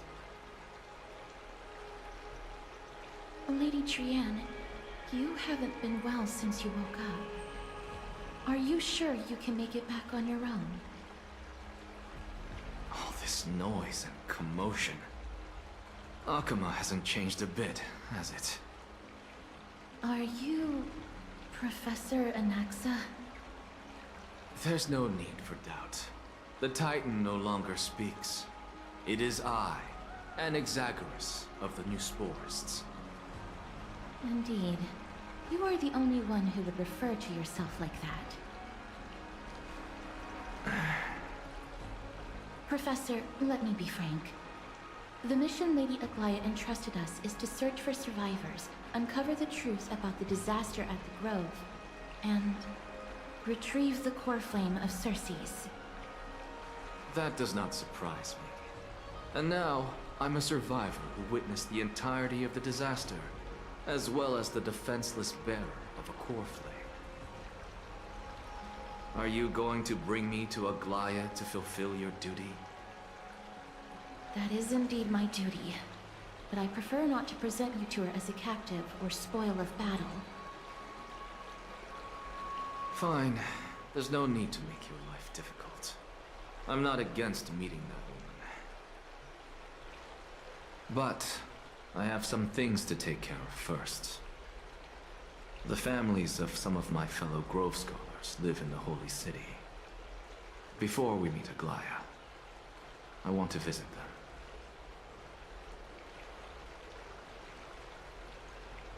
Because Lady Aglaya will probably be against it. Let me guess. That woman will not only prevent me from visiting the families of the deceased, but will also suppress any information about the Grove. She's always been that cold-hearted. My fellows at the Grove gave their lives defending the core flame and fighting the Black Tide alongside me. Their families deserve to know the truth. You intend to do it without her knowledge? Do you really think that woman would treat me well, even if I behaved and proved my loyalty? I wouldn't mind seeing a bit more anger on her face. Are you going to stop me, Castorus? I will accompany you, but please understand that Lady Aglaya has her own considerations. You truly have the makings of a fine scholar, putting yourself in other people's shoes like that. Let's go. I won't go overboard. So, after all these years, you and Lady Aglaya are still... Neither of us is narrow-minded. You should know the root cause of our conflict.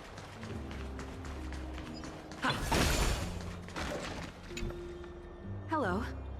And you are? Hello. If I'm not mistaken, you are Kallinicus's wife, right? Yes. Oh, are you a messenger? No wonder I haven't heard any news for so... Ma'am, Kallinicus passed away a few days ago, defending the Grove against the Black Tide. So... did he make... Huh? Yes. He managed to protect Circe's core flame at the cost of his life. I see.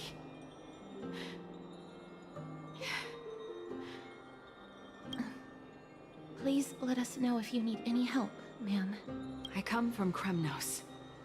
Death and sacrifice are things I've learned to face with composure. You know, Kallinicus, even though he was a scholar, he'd always ask me to teach him how to fight whenever he came back. Isn't it funny that a Chrysos heir like him wants to learn from an ordinary person like me? I've been prepared for this for a long time. In times like these, any ordinary goodbye might just turn out to be a final farewell. I'm really sorry. There's nothing to be sorry for. I was once a warrior, and I'll find my way back to the battlefield someday. With the coming coronation of the new king of Kremnos, I'll take up my lance against the creatures of the Black Tide, and seek vengeance for my husband.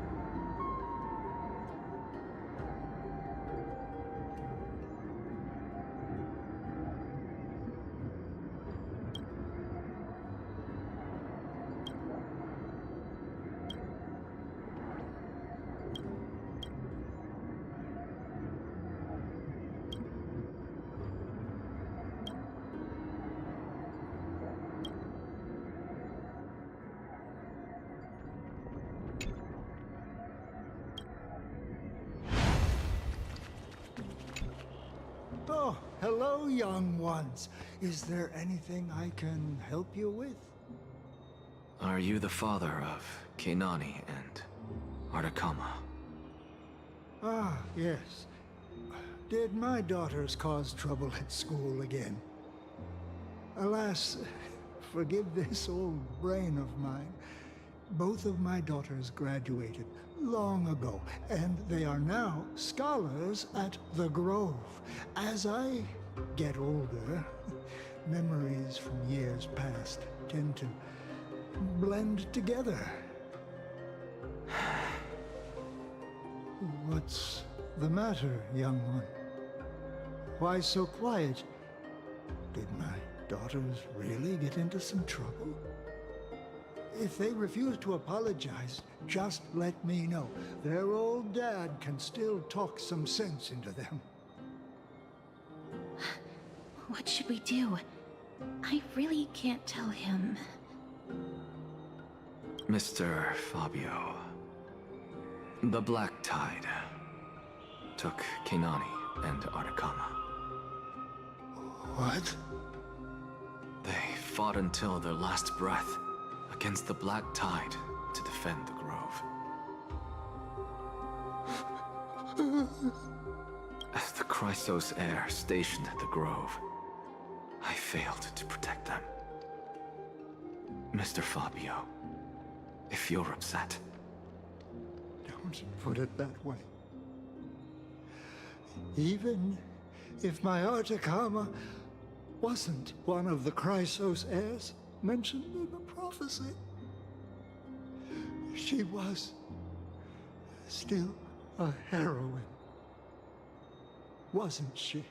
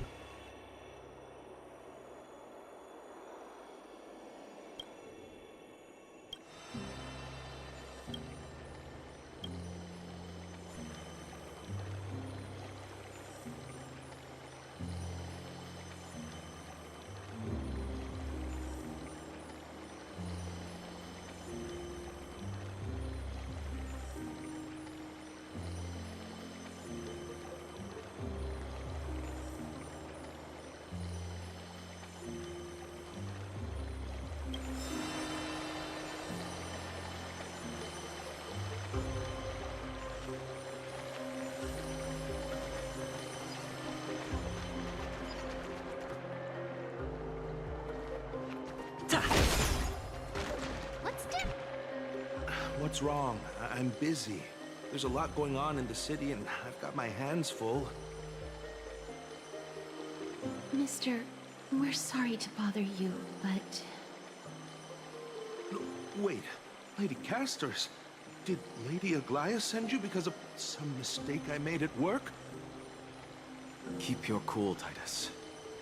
I'm Anaxagoras from the Grove of Epiphany, and a colleague of your father, old Titus. A few days ago, your father passed away. Wait, what? My old man died?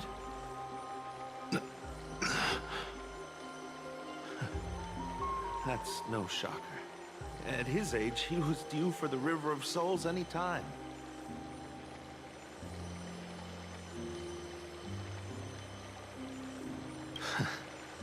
Just up and left me behind. That old man. I've been telling him for ages to stay in the Holy City and enjoy his retirement. But no, he just had to go off to that grove and mess around with those scholars. Still wouldn't budge after all those arguments. That stubborn old thing. I already got him a retirement home and was waiting for him to come around. All my effort is wasted now, and he didn't even give me a chance to say goodbye. That bull-headed old man, stubborn as a mule.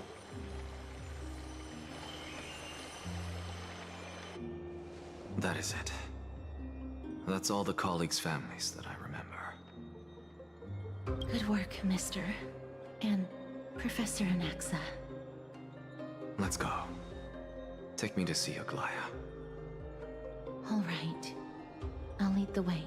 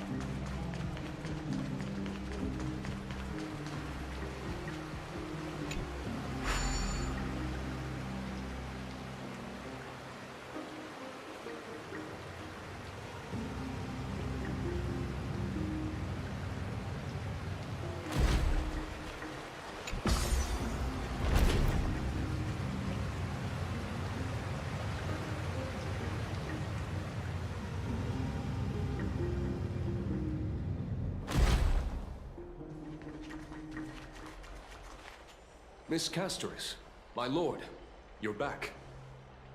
Hello. We have an important matter to discuss with Lady Aglaya. May we trouble you to inform her of our presence? My apologies, Miss Casterus. Lady Aglaya has just informed me that she has no time to receive anyone at the moment. That's just great. She refuses to even see me. Answer me this, friend. Did Aglaya order you to take me directly to prison? Who are you? Please don't jest. It's possible that she really is busy. Let's wait here a moment, and I'll try to contact her using the slate.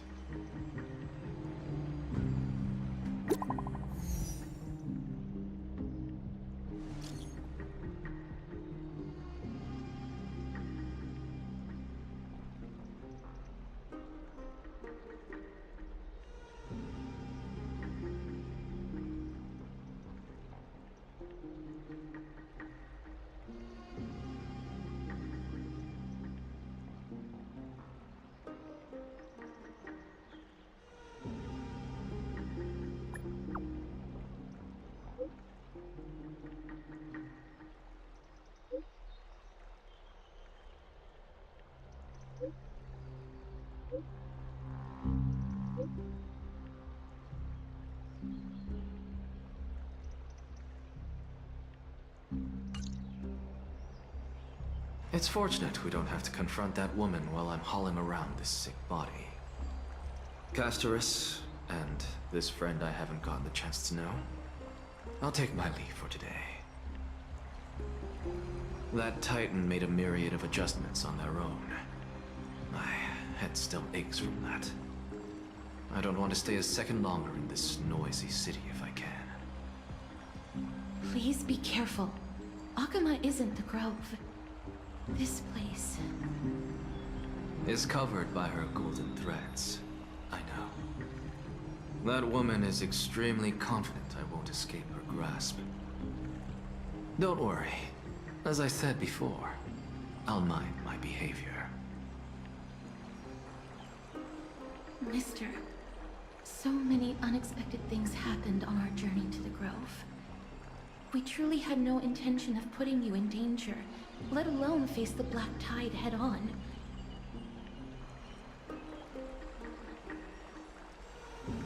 The Black Tide is not just an enemy of Akama, but all of Amphorius. Even back when the forces of strife coveted the Holy City, their warriors still undeniably halted the Black Tide outside Castrum Kremnos. Negador's core flame now sits vacant, and the Black Tide has returned. The Grove is an academic city with the best understanding of the Black Tide. It shouldn't have fallen so easily, and yet it was taken overnight, leaving the city in blood and tears, haunted by the spirits of departed heroes. The trial of strife is imminent. I pray Mighty will be able to steal his resolve soon. Lady Trebe once traveled across thousands of cities in Amphorius to repel the Black Tide. But even they have no recollection of this powerful enemy in all their journeys. Perhaps the fall of strife has triggered even more terrifying events in unseen places. As for me, I detected a strong stench of death from that entity, but it wasn't because it had a connection with Thanatos. I'm afraid it's purely because it has sent countless others to their deaths. Speaking of Thanatos, Mister, there is something else I wish to verify with you. You must have an idea of the curse I bear by now. I was born as the shadow of death, a poison shunned by all living beings. Yet when you caught me in the Grove, I'm curious why you weren't affected by my power, Mister.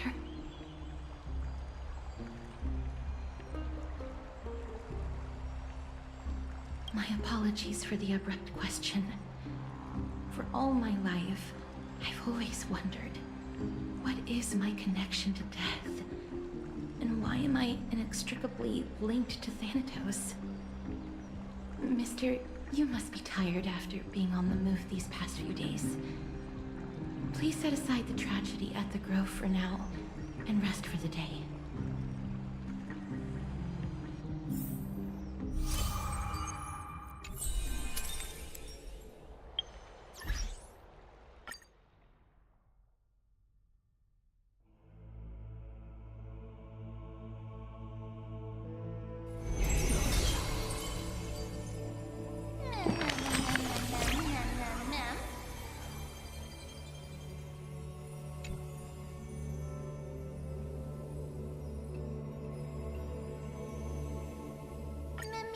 Ma'am.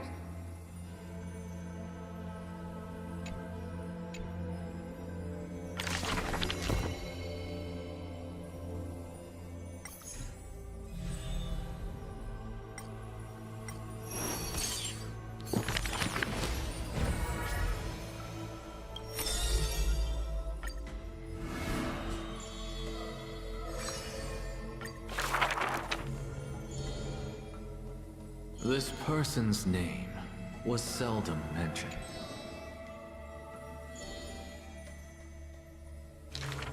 Keep your distance from that blasphemous one, lest...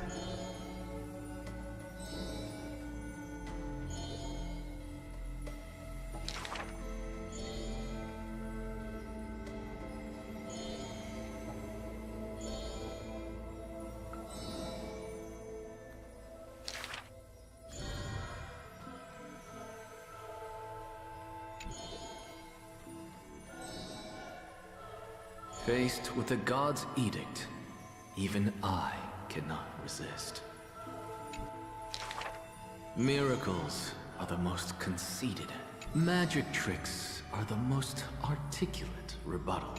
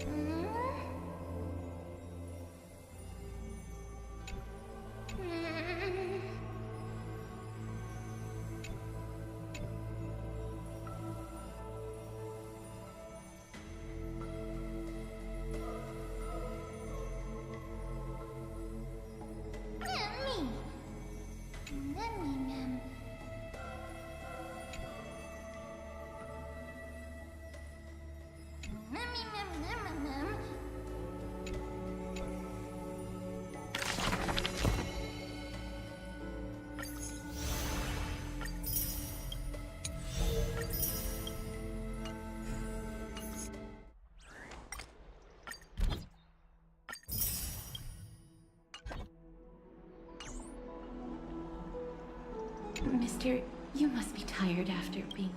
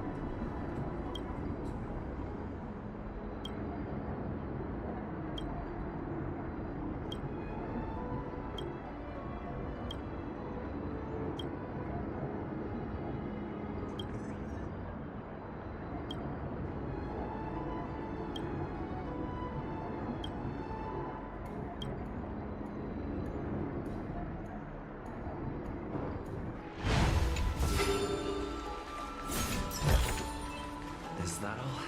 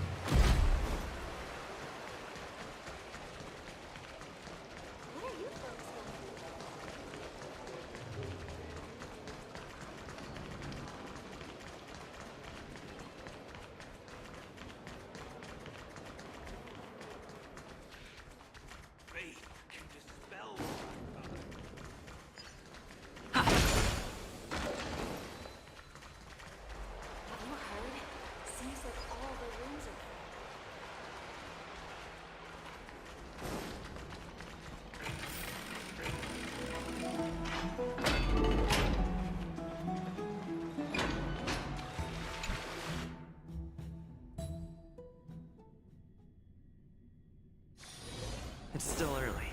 Where to now?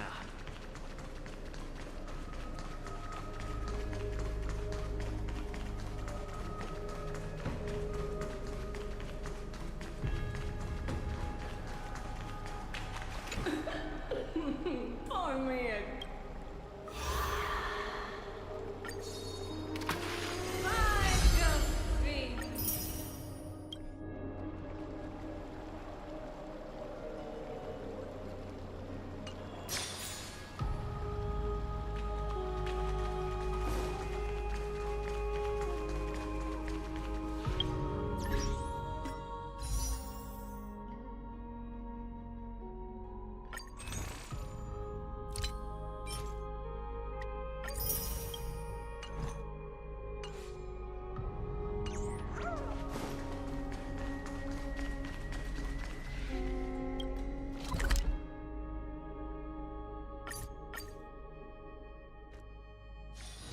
It's still early. Where to now?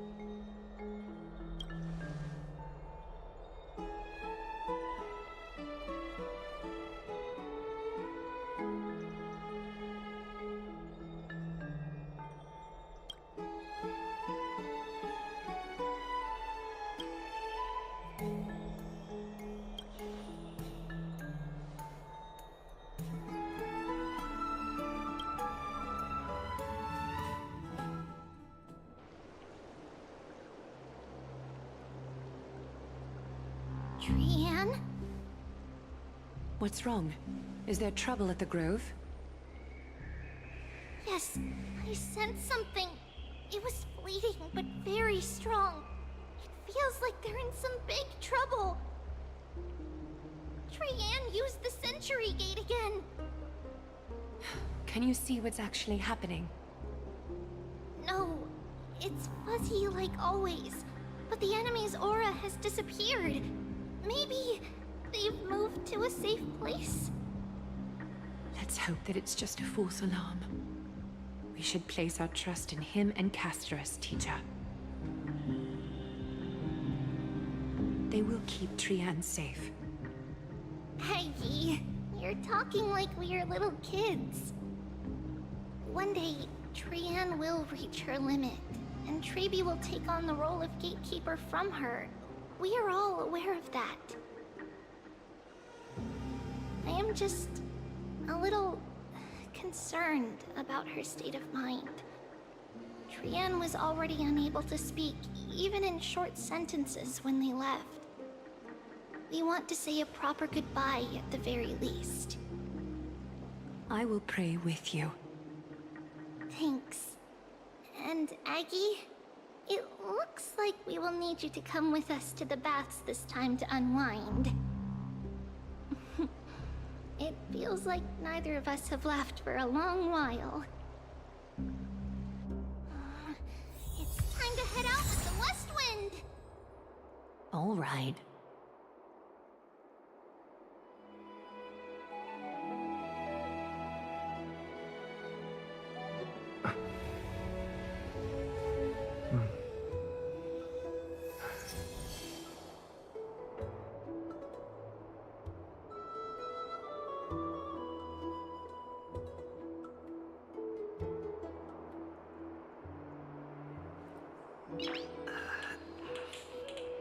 Nice.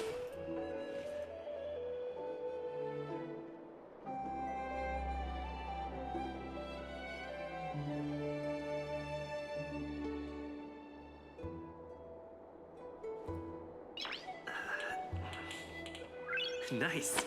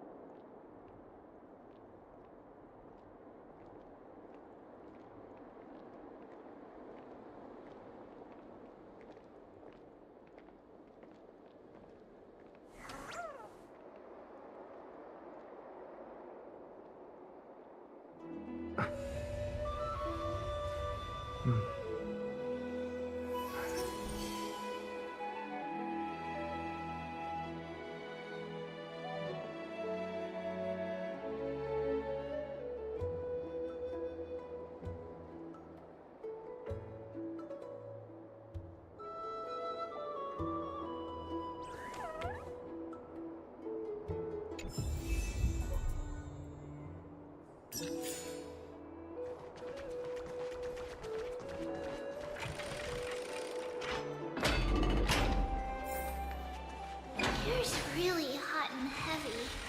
Has it always been like this? Is someone injured? What happened here? Watch out! Watch out! For the Kremnoan! Kremnoan? This is their doing? Aggie, now's not the time to dwell on that. Let's help the injured people first. Excuse me! Coming through! Oh, you two are here as well. That's a relief. Even the Twilight Courtyard is involved? What in the world happened here? I actually just came to relax. But as soon as I got here, I saw all these people lying on the ground. I've examined them, and they don't seem to be seriously ill. It feels like they've just spent too much time in the hot water. Multiple individuals fainting simultaneously from the hot pool steam? Where is the manager of the baths? He disappeared, and no one knows where he's gone to. Some people have been saying that the Kremnoans are behind this. Lady Aglaya, what do you think about this? Let these people rest. The two of you, please come with me. Have you thought of something, Aggie? Yes. While their intentions elude me, it's time to bring this farce to a close. What's going on? This is really bad. I heard it's the Kremnoan.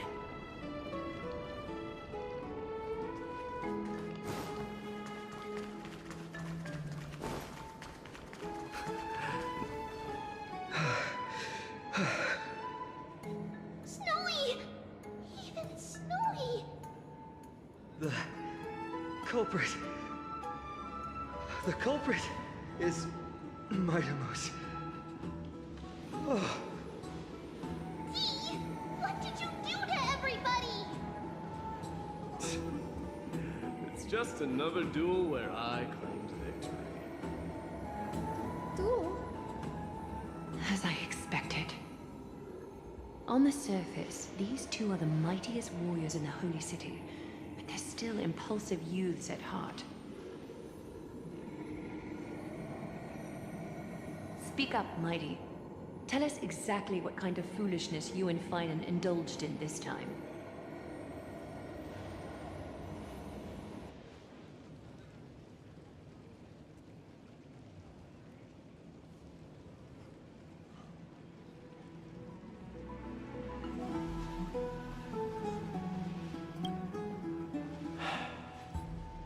No, none of those sound right.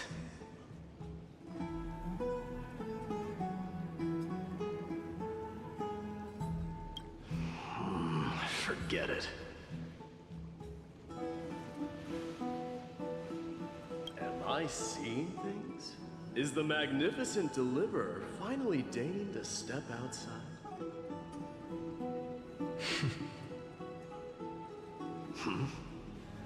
What kind of response is that? Nothing. I was just imitating your usual response. I don't feel anything special from you. Have you passed the demigod trial? The ritual hasn't reopened yet. In case you forgot, it hasn't been that long since I pulled you out of the trial.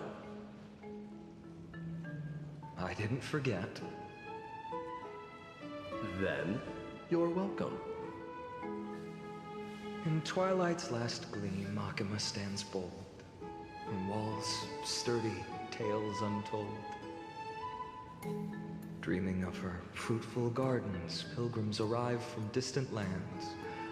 Figs and olives, oh so grand.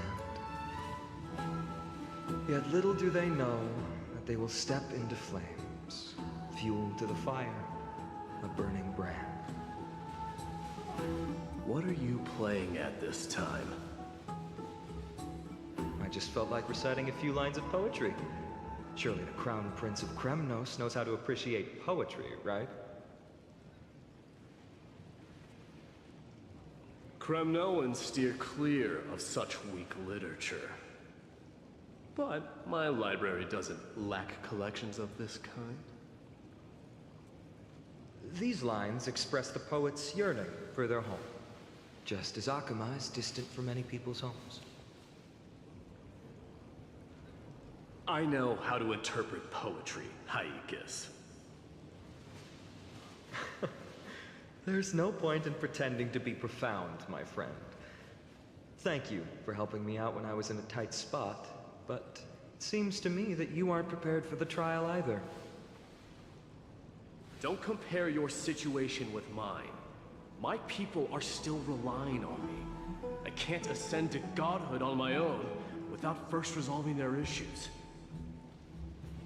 So, are you suggesting that you, the mighty Mightimos, and the heir to the throne of Kremnos, wish to defy tradition that has endured among your people for millennia?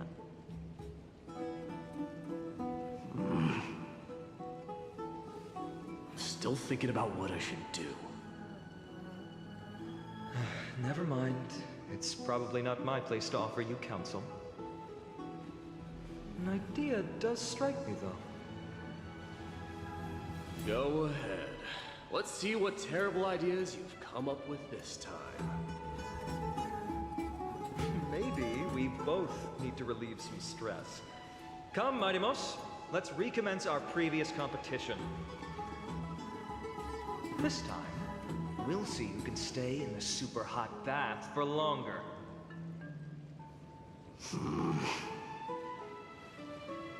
What are you chickening out? The phrase chickening out does not exist in the Kremnoan language. I just find this situation absurd, that's all. All-knowing historian, are you not aware that we Kremnoans use boiling water from sword forging for our baths?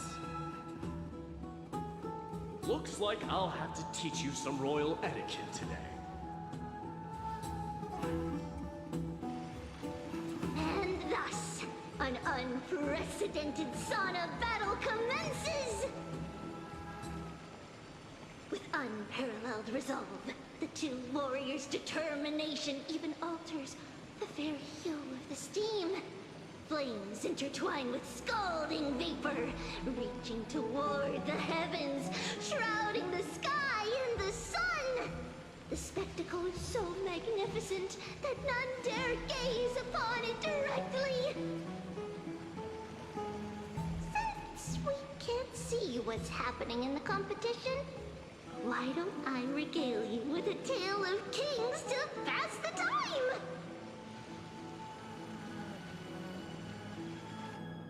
Do you recall the legend of the Gorgo lion mentioned by a certain veteran? The central figure, the main character, was not the sole sovereign of that land. An oryx stood as its formidable rival. Long before the dawn of Erechrysia, the two beasts started their timeless battle on the plains of Tritos. The lion regarded the oryx as its food, while the oryx perceived the lion as a scornful, oppressive, and challenging barrier that it swore to topple with its antlers. For tens of thousands of years, without respite, the two creatures thus continued their relentless pursuit and rivalry.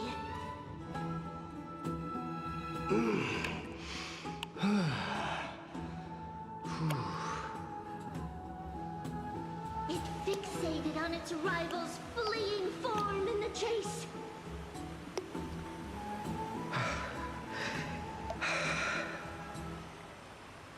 It set its sights on the other's neck, nearly within reach.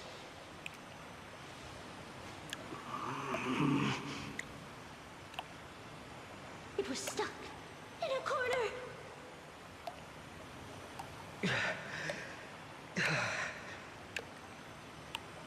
It had nowhere to escape. On the land of Amphorius, some lives meet their end at dusk, some at dawn, and yet others are fated to perish under the blistering sun at noon. And at last, the most scorching moment of the day descended upon them. The formidable hand of fate heeded their call and arrived! My lords, would you like me to reduce the temperature a little?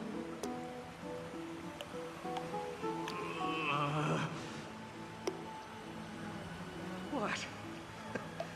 You're chickening out already? Get lost.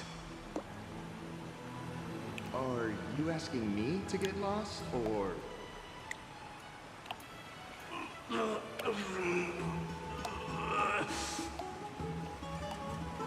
Do whatever you want.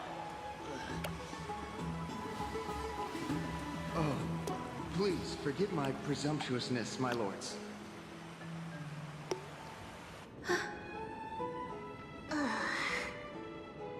What a spectacle of folly.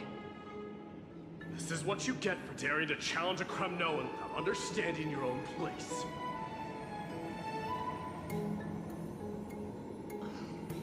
I'm saying is, your little game dragged down quite a few innocent souls alongside you. You will personally escort back home the customers left awestruck by our formidable presence. This isn't fair. You're wearing way less than I am. Is this the latest trend now? Getting into the baths while dressed in full armor? Don't look at me like that. It was he who challenged me. There is no word for flee in the Kremnoan language. Very well. Let us bring this farce to a close, shall we? Warriors, it is time to get moving.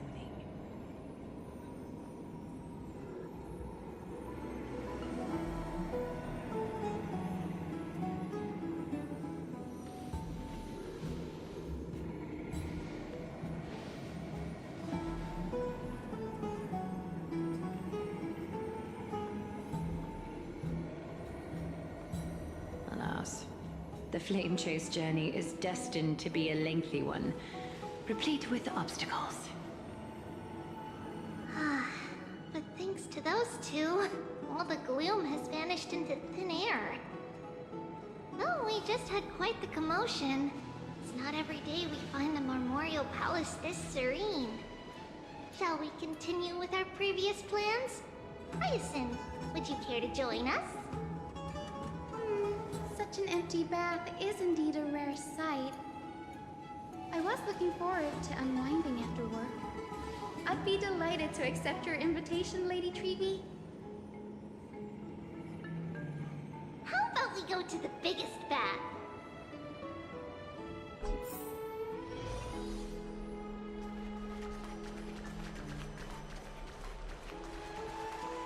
Let me check. The water temperature feels just perfect. So, how is the feeling of having the entire bath to yourselves? It's so good. But, Lady Treevee, aren't you going to soak in the bath with us? We will have to pass. After all, we've become children. Please understand that she can no longer endure the heat of this pool due to the blessings of Yanis. Oh. Are you curious about us, Hyacinth? I am, but something tells me that it might be better to change the topic. Don't get all nervous. It's not something we can't discuss. The truth is, a long, long time ago, we were a mature adult just like Aggie. Then, because of reasons, we inherited Yanis' divinity and gained the power of passage. And in return, the price we had to pay was the splitting of our soul. Each opening of the Century Gate intensifies the strain on Treevee and the others. They are gradually regressing towards infancy, both in body and mind. We don't know what awaits us at the end either, but anyway, that's why we've turned into children. In that case, when you opened that giant sentry gate above Akama during the battle against Nikador. Well, there's no way around it. We all know that the Flame Chase journey won't be a smooth ride.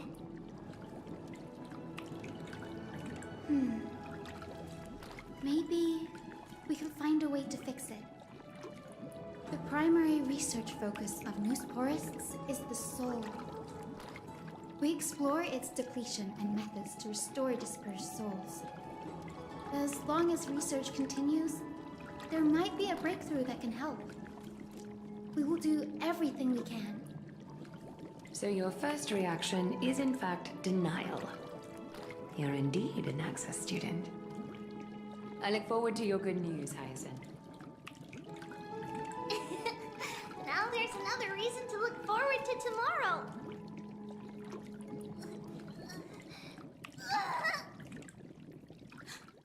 Lady Treevee, What's wrong?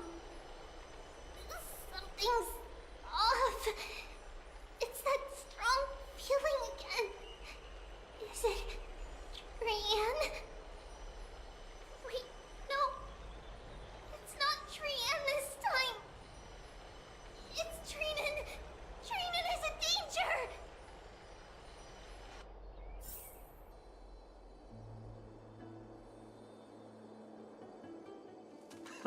I win this round of escorting the bathers home. How does one contender alone make a valid competition? Offering a compliment or two wouldn't be the end of you, you know.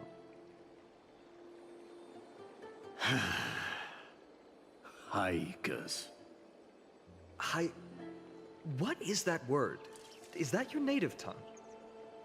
It means hyena. I'm likening you to a weak hyena. By the way, you emphasize the completely wrong syllable. Though we've been acquainted for some time, I have rarely heard you talk in the ancient tongue of Kremnos. It's because I'm not exactly a master at it either. I can listen and read just fine, but when it comes to writing... You can write?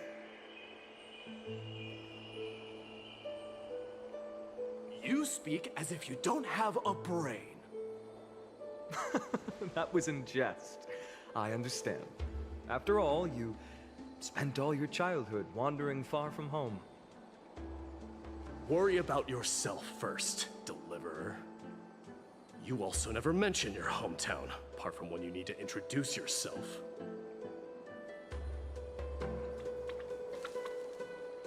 Well, it's because there isn't much to say.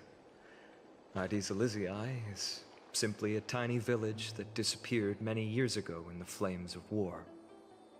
The only times I get to see it are in my dreams, and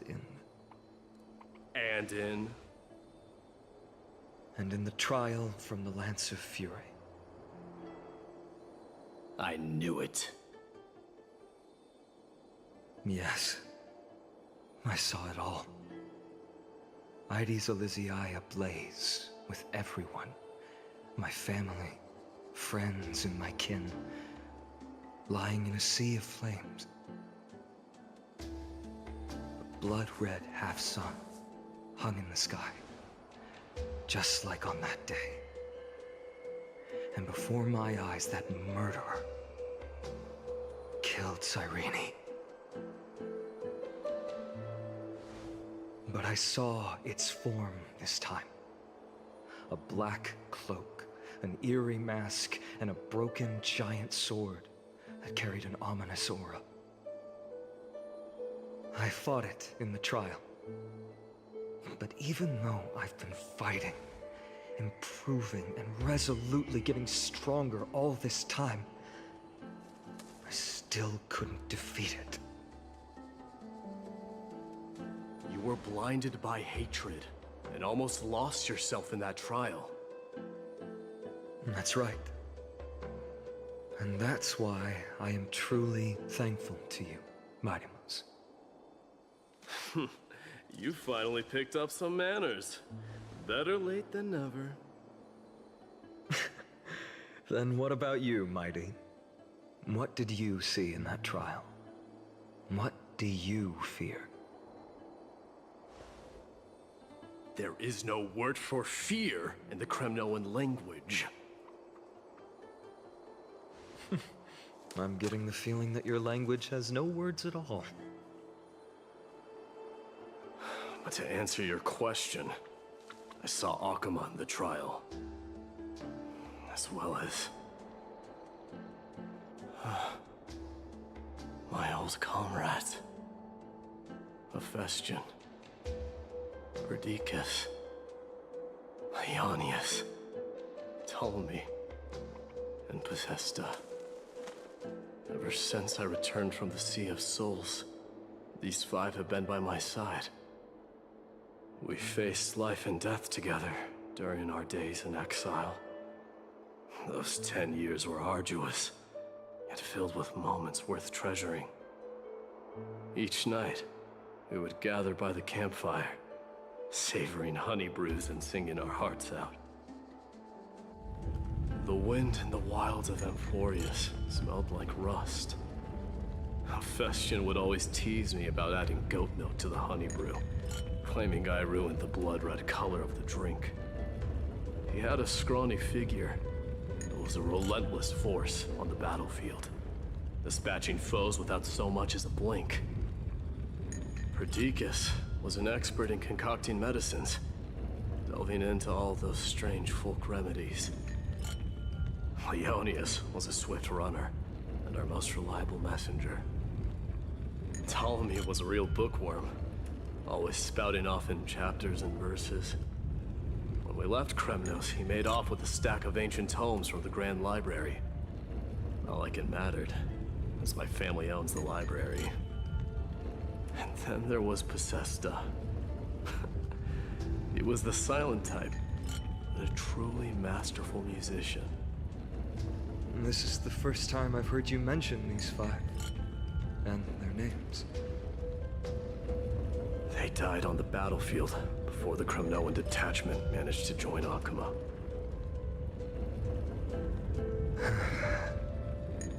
Perdiccas was the first to go. He was shot in the stomach by a poisonous arrow from the people of Ladon in the second month of cultivation. In the end, his remedies mended all but himself. Midamos, do not mourn. I have achieved honor by bestowing a noble death upon the enemy. Leonius died in the 5th winter. Idonia's snowstorm lasted 3 full months. On the night of the fiercest storm, our foes launched their assault. Idonia. Is that the city Castorus used to live in? Yes. Those zealots were as fearless as Kremnoans in the face of death, but they lacked respect for honor.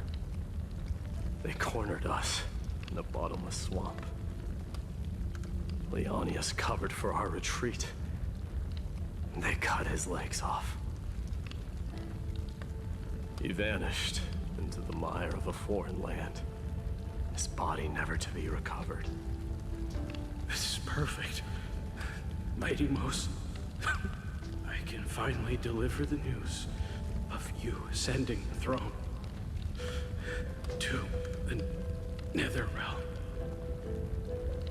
20 dusks later, we finally breached the walls of Idonia and entertained the usurper's plea for peace. However, the rebels refused to surrender and set up an ambush within the city. Ptolemy and his cavalry met their end before they could even relish our triumph. Those obelisks that collapsed after being set on fire became their final resting place. Midamos, please tell my family. It was not cunning schemes that vanquished Ptolemy, but the immense weight of Amphorius' entire history. Then, it was Possesta. He lured the enemies into the city of Aenionis with his melodies, buying us invaluable time.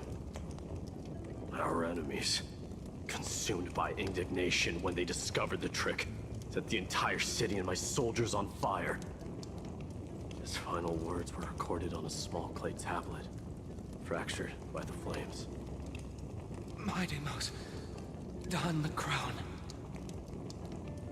And at last, my most trusted friend, Hephaestion. He was supposed to stand by my side through it all. But a sudden relapse of his illness hit him on the eve of my duel against my father. He hid his condition from me. By the time I returned victorious, he had but a breath left in him. A Kremnoan dying on a sickbed. I would be a laughingstock to everyone. Hephaestion, my dear friend, spare your strength. I'll go get a physician. No need. Even if Perdiccas were here, he couldn't stop destiny from taking me away. No!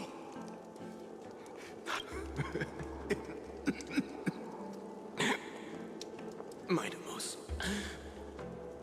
our king, do not shed tears for me. It's not befitting of your status. Farewell, my dear friend. You must lead us back home. What a grave trial indeed. Now I understand why you see immortality as a defect, or even a curse. My father threw me into the Sea of Souls to break the wheel of karma. But little did he realize it would grant me an immortal body and summon a fated revenge on his head. Following his demise, I considered leading my people back to our homeland. Kremnos had already turned it into a wasteland. Only darkness and insanity thrived there. Against the dissent of many, Krateros included, I made the Kremnoan detachment stay in Akama. But I know that their glory will never be doused out. The instant of strife shall inevitably arrive. If you take over Nikador, then you must begin the journey back to your homeland. So, you hesitate because you think leaving your people in the Holy City is a better choice?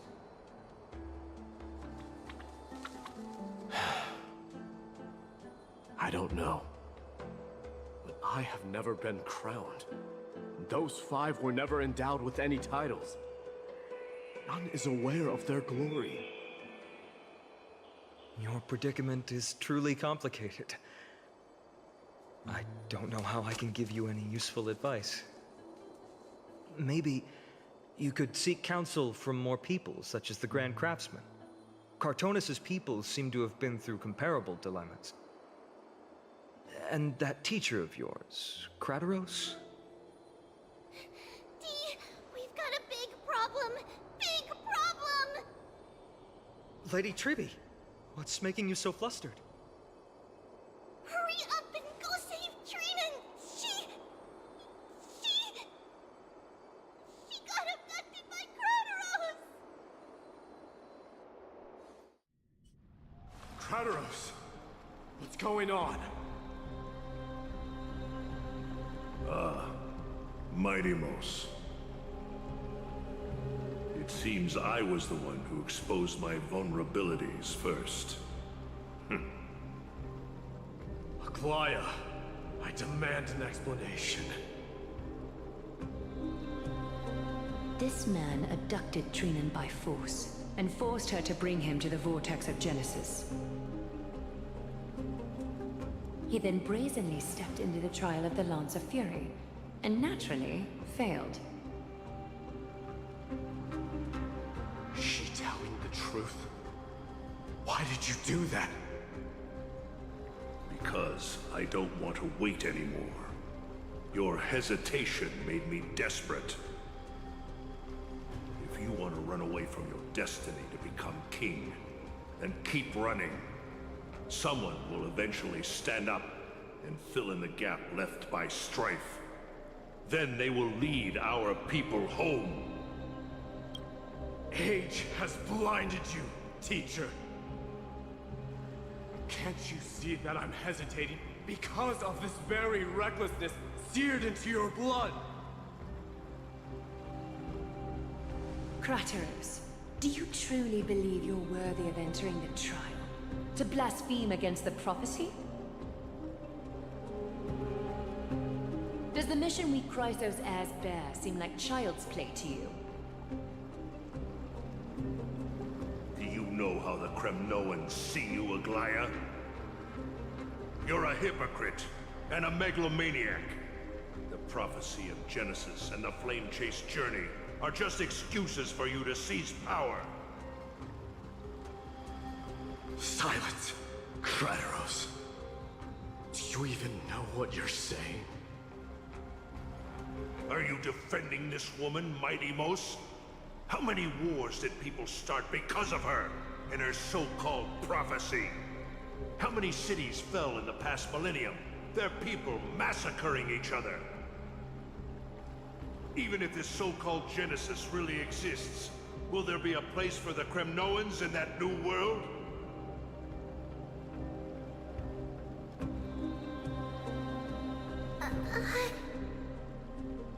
Are you done talking?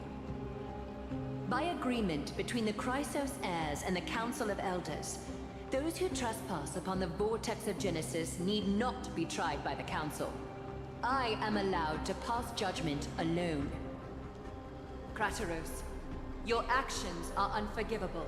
I hereby sentence you. Aggie, wait! We have a proposal! Someone has to resolve this conflict between the cities.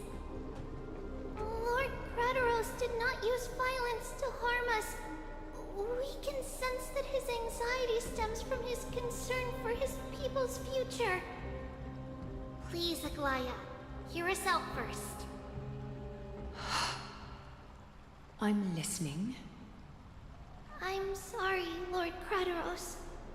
We were so preoccupied with deciphering the fragments of prophecy that we neglected those of you not favored by its message. Your accusations were harsh, but justified. We wish to earn your trust and those of the Kremnoans.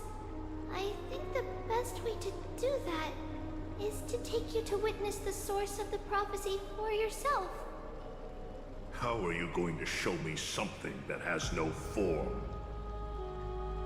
You've heard about that Outlander, right? He has somehow made a connection with Orynyx and can completely replicate scenes from the past. We will ask for his aid. Tomorrow, at the Abyss of Fate in the Temple of Yanisopolis, we will show you everything from that distant memory, Krateros. A fair proposal. I accept. Until then, you will be stripped of your freedom. That is my one condition, and I will brook no argument. It is not the first time I've been made someone else's prisoner. Do as you please, demigod. Teacher, why did you do this? Forgive me, young master. But I just cannot wait any longer. Ever since your father died, our people and I have been waiting for a day to revive Kremnos. We placed all of our hopes in you, but never received an answer. This obsession for returning home has become a sickness for our people.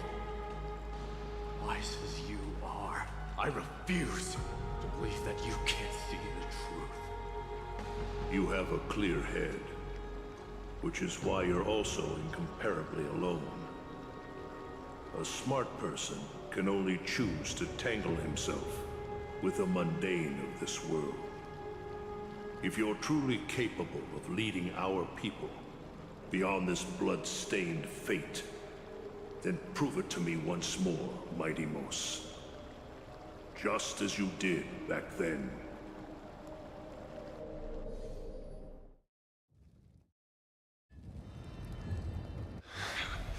A fierce fighter. I did not expect such heroism from a feeble Alchemist. Fulfill your duty as the victor, warrior, and tell me your name. I seek an honorable death from you. As if you have any honor! Listen closely. I am the leader of the Kremnoan detachment, Mighty Mos. I'm here to finish you, Father.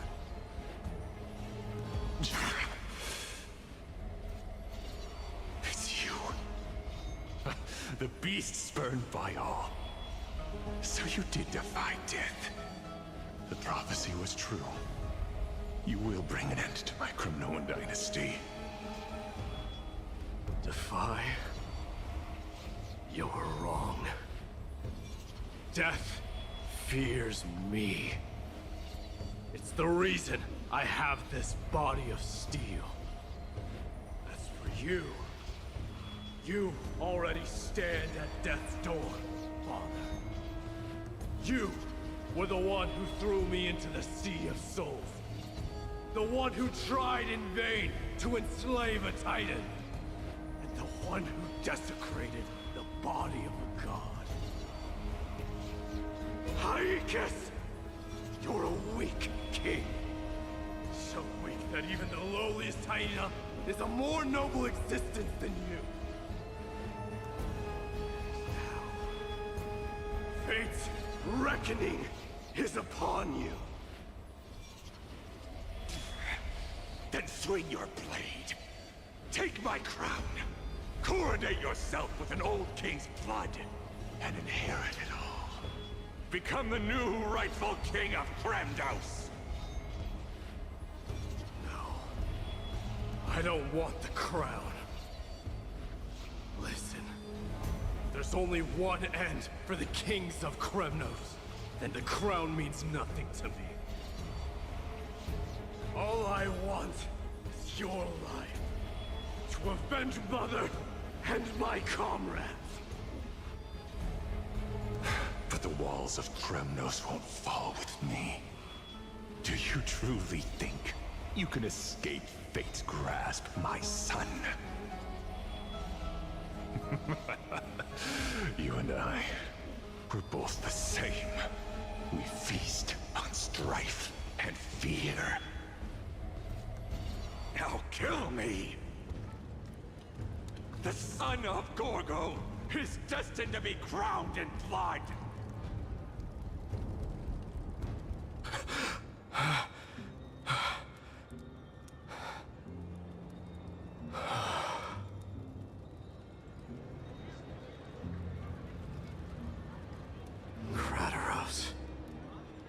He said the Grand Craftsman Cartonus might have some suggestions. Might as well go see him. Grand Craftsman, how have you been? King of Kremnos it is. That you would come, I knew. You knew I was coming? Your matters, I've heard. The path forward you seek. Many questions you have. But before that, take this. What's this? A signet ring for the King of Kremnos. Belonged to your mother. Recast and restore it. I did. What? Mother threw it into the Sea of Souls. A long time to fish out it took.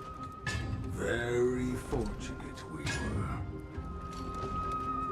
I can hardly imagine how much patience and courage it must have taken to find such a small signet ring in the Sea of Souls.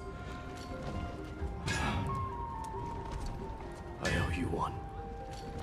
Gratitude there is no need for. Repayment for saving me, this is. Questions you bring with you? Ask now. Fate I've always denied has finally caught up to me. By all rights, I should accept Strife's authority. It would make everyone happy. The Chrysos heirs, the Council of Elders, the Kremnoans. Even the bards who will write it all into song. Yet hesitate still you do. Hesitate, why do you, young king? Because of my people. Be they men, women, the elderly, or children. The hearts of all Kremnoans yearn for home. They've all been waiting for this day. For the day their king returns. children of strife would then be able to go home and embrace the old traditions. Remind that most of them have only ever been heard in these so-called traditions and song. They would then gather around their king and throw themselves into battle. This is not a good thing, you believe. The Kremnoans have been trapped in a cycle of bloodshed for the past 1,000 years. They seek vengeance, start wars, become prosperous, and decline. How much innocent blood flowed into the River of Souls in all those years? How many needless sacrifices could we have avoided? I accept that fate and become the totem of strife that lead my people into repeating the same mistakes. Then of course I would be terrified. I'd be terrified of becoming king. A different kind of Kremnoan you truly are.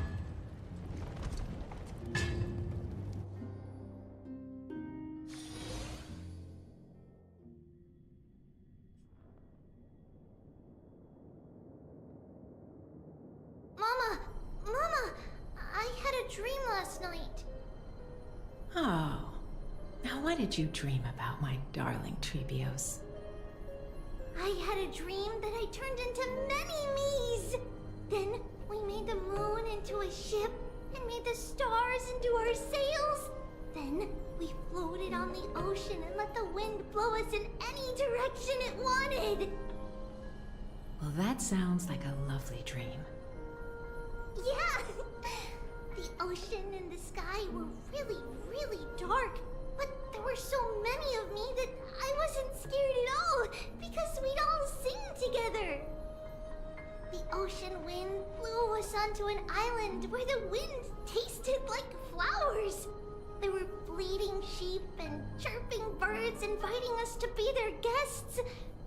There were so many animals on the island, but none of them ever fought. Giannis's holy maidens can receive guidance from the God of Passages. Perhaps what you saw in your dream is a divine land somewhere in Amphorius. You think so? What's wrong, Trebios? You look unhappy. Because on that same island, I saw a dark mountain on the other side of the ocean. And it was very, very tall. The mountain looked alive, and it kept getting closer to the island. Then I realized it wasn't a mountain, but a very, very tall wave made of water.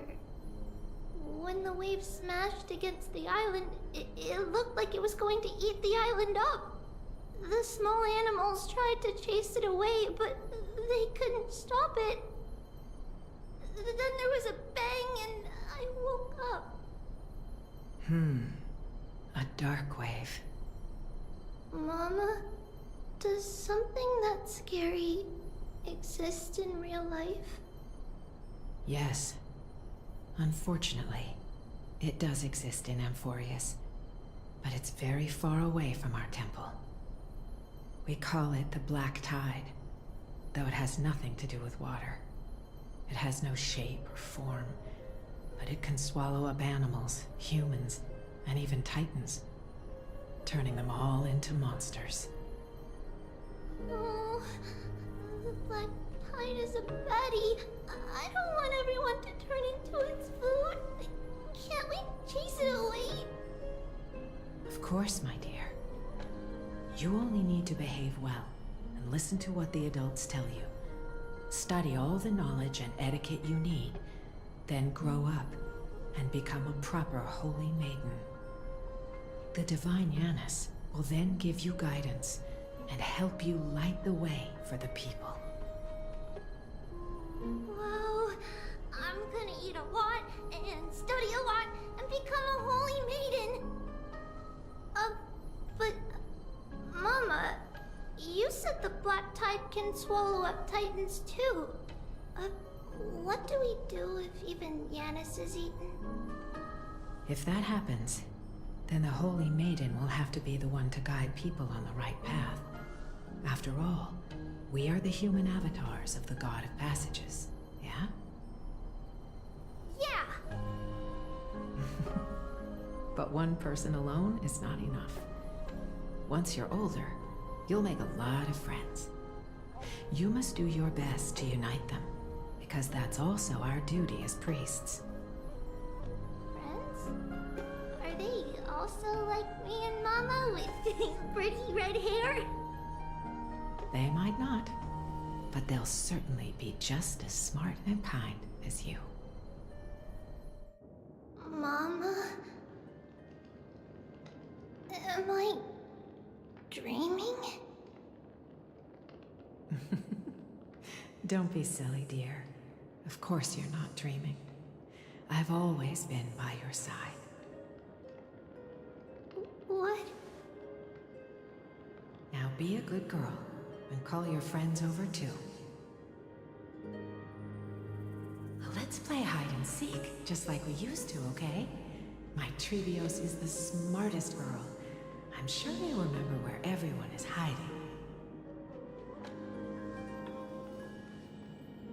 The voice sounds so far away. I don't remember. Who am I looking for? Your friends, who will chase the black tide away alongside you, of course.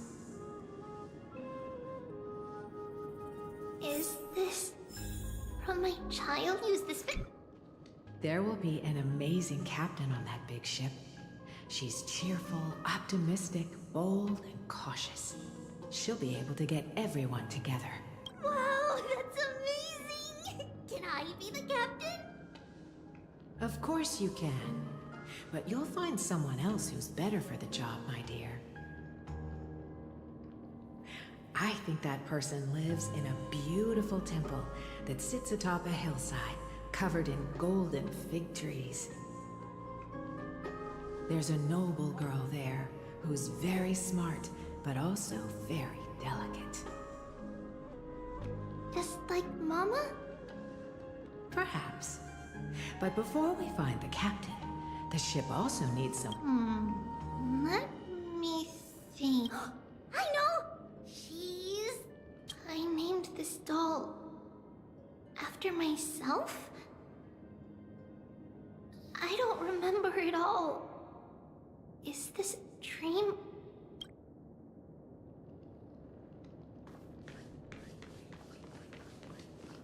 I used to sit here and listen to Mama tell stories. Oh, how I wish to see you again, Mom. Am I dreaming?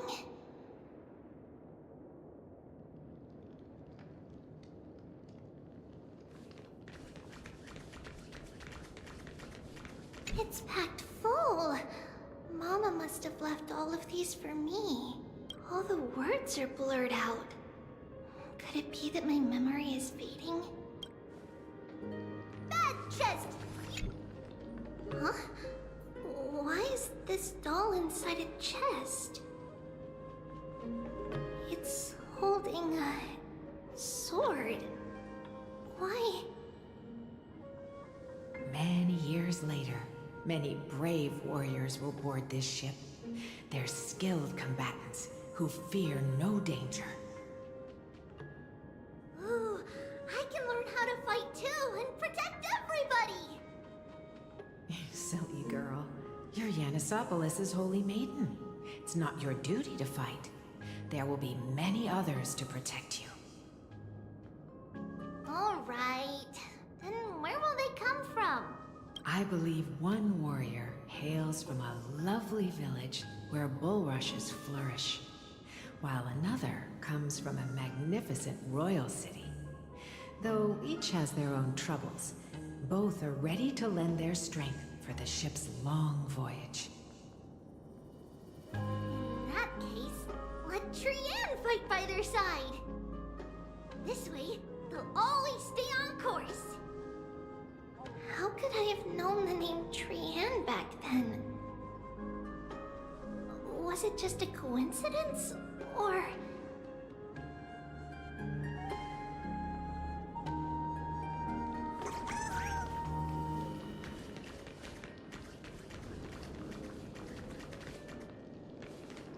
Learning can change your destiny!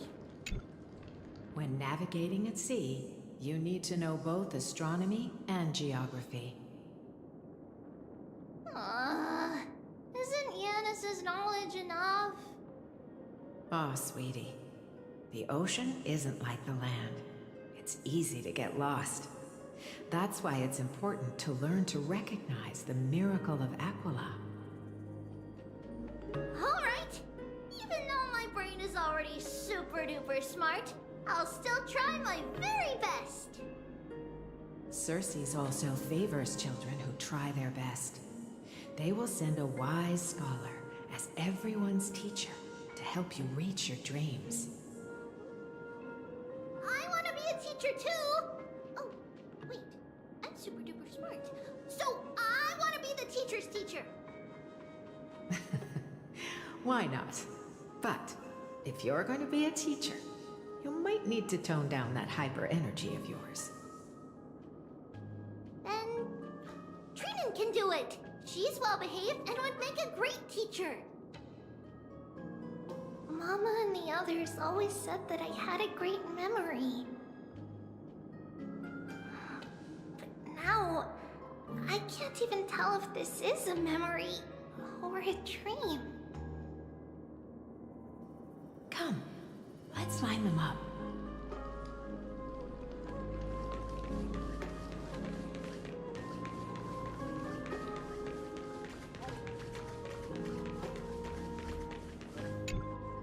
Now, Trebios, set them on this music box and let them compose a melody for our song. Music box? What's that? Sweetheart, are you still groggy from your nap? You invented it. I invented it? What does it do? Oh, my lovely Trebi. You're usually so bright. What's gotten into you today? Well, you might as well see for yourself. Put your good friends on it and see the wonders it can do. Put the dolls on.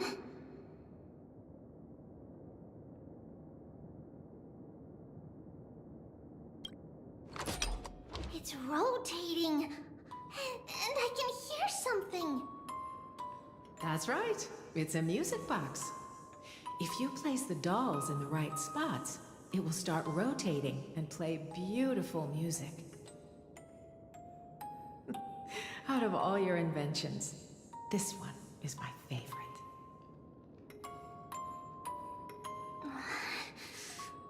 I don't remember. It's all right, my child. I'll sing along to the tune, and it will help jog your memories. Happiness abounded in this lush land by God's chosen. Giants raised their glasses in a toast, beheld by the 12 constellations. 3 carved the heavens and the earth. 3 wove the threads of fate. 3 molded life with their hands, and 3 guided calamity's gate. They declared the world too unstirring, hence wished endless laughter upon the living. Thus you and I were created, with words and song to weave, and love and intimacy to give. Thus creation was complete. Who then will bear the weight of humanity's souls, to lighten the steps of the living as a whole? O great Kephale, all-knowing Father of stature so tall, yet low does their gaze willingly fall. With light of dawn heavy upon their shoulders, golden blood spills unto the land. Converging into a boiling river, that flows to the heroic heirs of this world.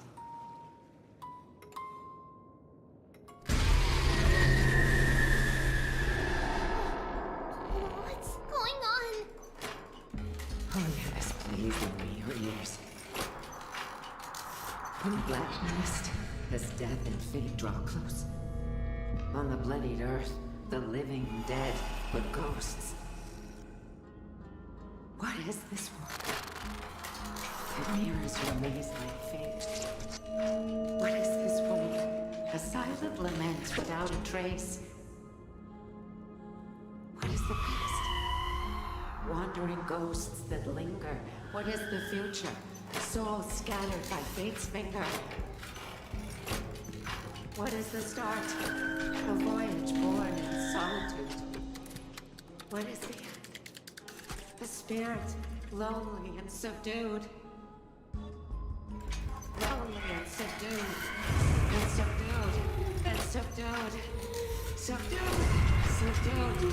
Subdued. Subdued. Subdued.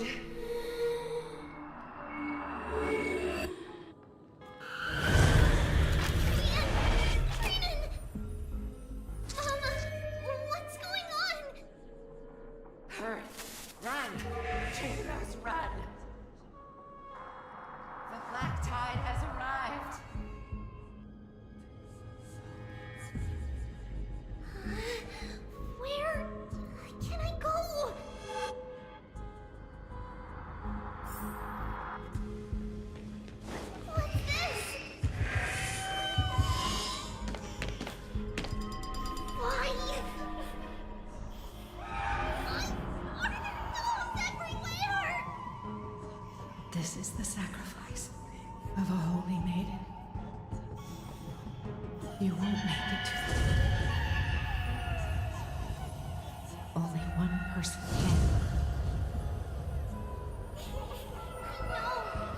I know! It's fine if we can't reach the end. Our minds are made up. Go. Get your farewell streets.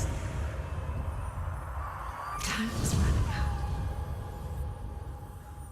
Mama, are you going to leave me? My sweet girl. I will never leave you. But remember this, Trios.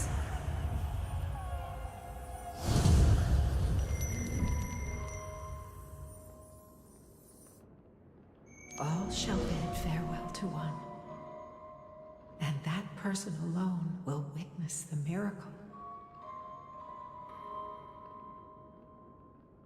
Since your mind is made up, then traverse the black tide and dispel the fog for Amphorius.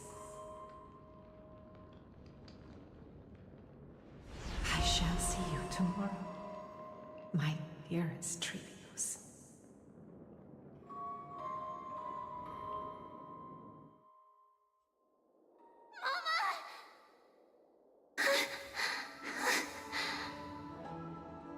Are we still in a dream? Did you have a nightmare? Maybe.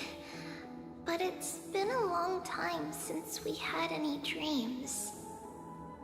It's not yet the entry hour. You still have plenty of time to rest. No. Our heart is still racing.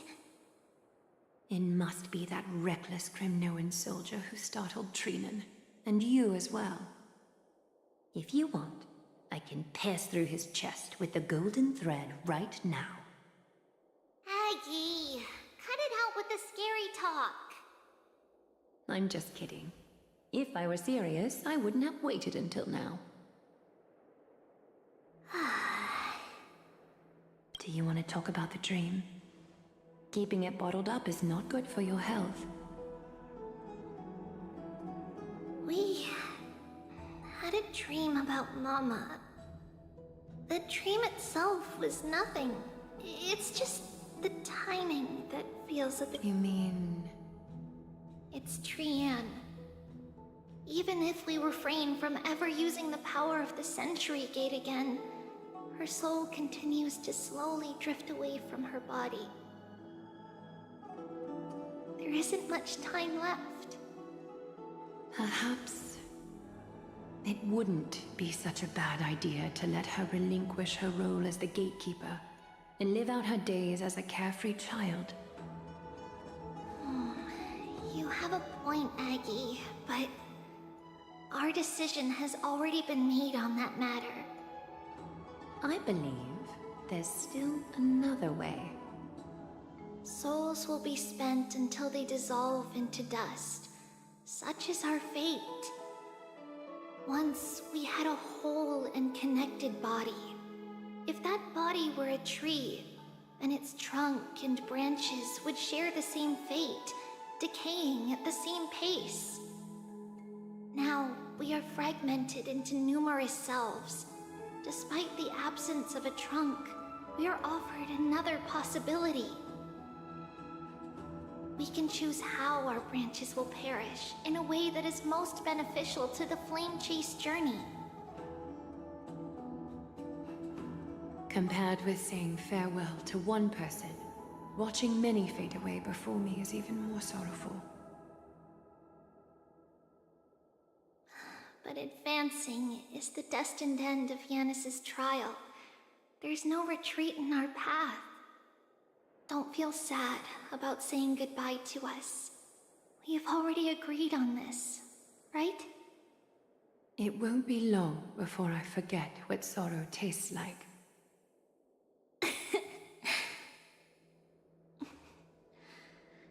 So, what would you like for breakfast, Aggie?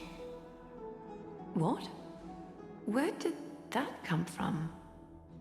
After all this talking, we are feeling a bit hungry.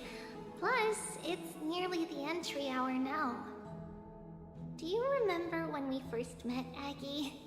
You were still a little one, and we caught you secretly eating oatmeal late at night. While my emotions might be fading, those memories are still as vivid as ever, teacher. Please, let me do it. What would you like to eat? It's fine! Leave it to us. You should rest for now. It won't take long, and we'll call you when it's done. In that case, thank you. And see you tomorrow, Aggie.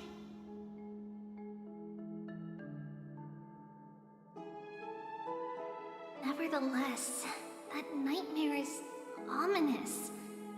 Memories are slipping away, even the image of Mama. Just as expected, another trip must be made into the abyss of fate. Hopefully Orynyx will be willing to help us.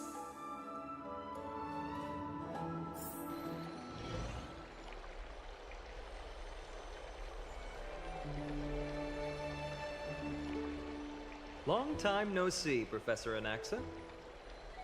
Who are you? It's been a while. I'm the one who once overthrew the entire classroom in that spiritual physics lecture. Oh, it's you. No way. Do you really still remember that, Professor? I remember that glib tongue of yours. What brings you here? Surely you're not here to reminisce. You could tell. Of course. You only beat around the bush when you have a hidden agenda. That's not true. I'm here to seek enlightenment, as always. Could you please teach me everything you know about the black-robed swordmaster? Rumors sure travel fast. Unfortunately, I too know nothing about it.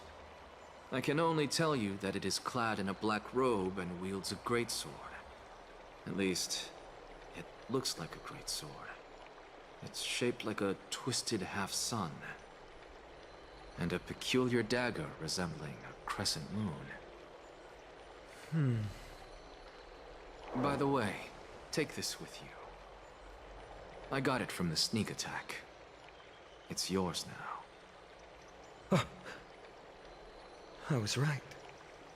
It is this thing. The one who torched Aedes Elysiae to the ground. And killed everyone. Don't try to be a hero. No one in Akuma stands a chance against that thing right now. Is that what the Titan said as well?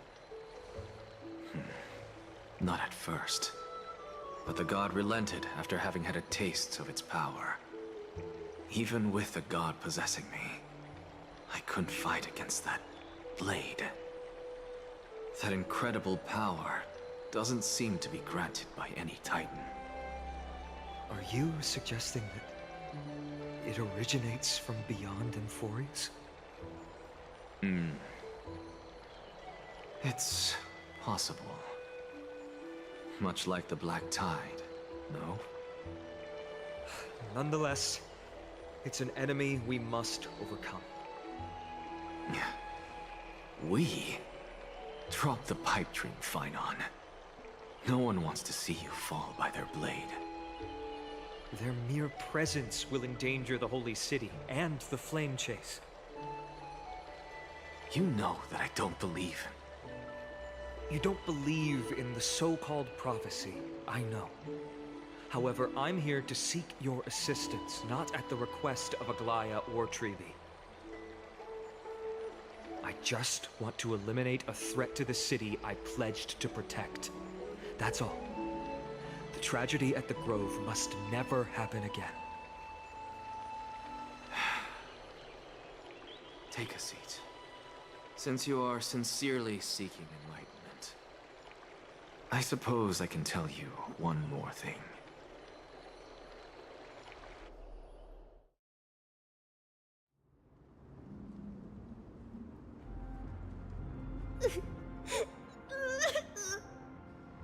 What's wrong, Trian? Nothing. Just remembering what happened at the Grove. Monster in the black cloak. So scary. Everyone in danger. Nightmare. I can't forget. Don't be scared. There are no bad guys here. Didn't you save everyone with the Century Gate, Trian?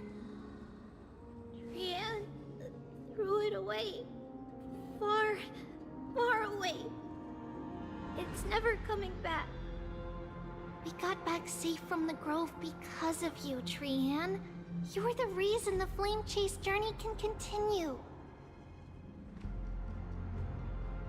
Sorry. Trian feels a bit dizzy. Why are we here again? For the same thing, of course. Remember? Tomorrow we will reveal the prophecies past to everyone. First, we need to restore the memories that have been blurred by the fragmentation. We hope to present the full truth to everyone, without hiding anything. Since Yanis caused the fragmentation, we can only turn to another Titan or an X for help. Also, remember to get breakfast ready for Aggie before the Lucid Hour tomorrow. Oh, yes! Trian remembers now!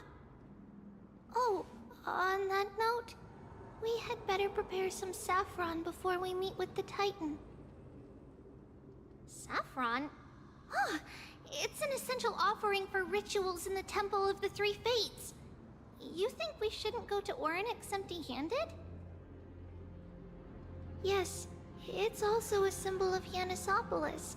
If we are to replicate memories, we need to use something that has experienced those days.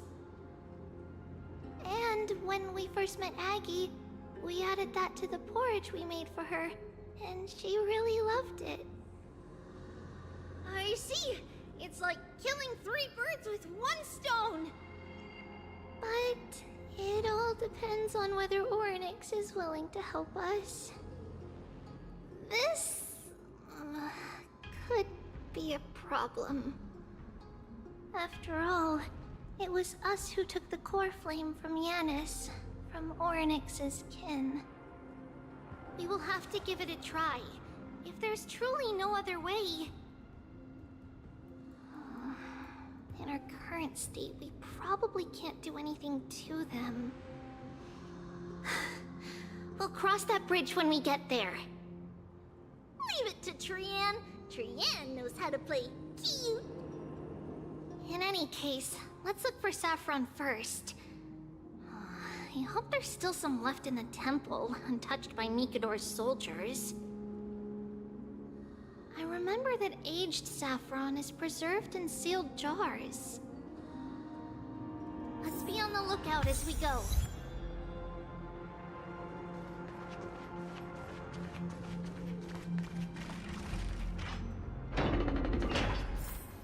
Is a dead end ahead. Turn back, teacher. What? Aggie? No, it's an illusion. Wow, this room is huge. Trinan, did you? Yeah, I saw it. Was that a warning from Orynyx? What are you two whispering about? Treeby? Trinan? Trian can't even hear our own telecommunication. Well, never mind. Trian suddenly feels like this place is quite familiar. Ooh, there's a whiff of safari in this room. It's right over there. Over here! Follow Trian! Trian, slow down!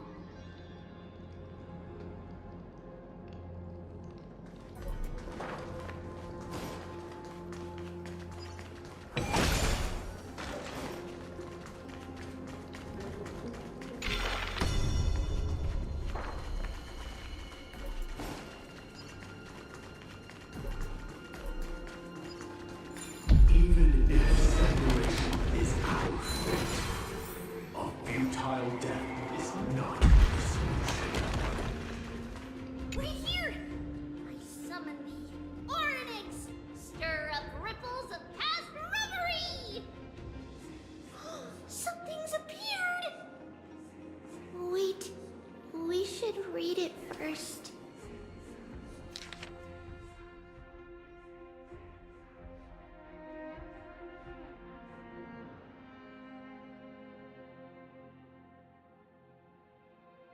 Wait, this is a letter?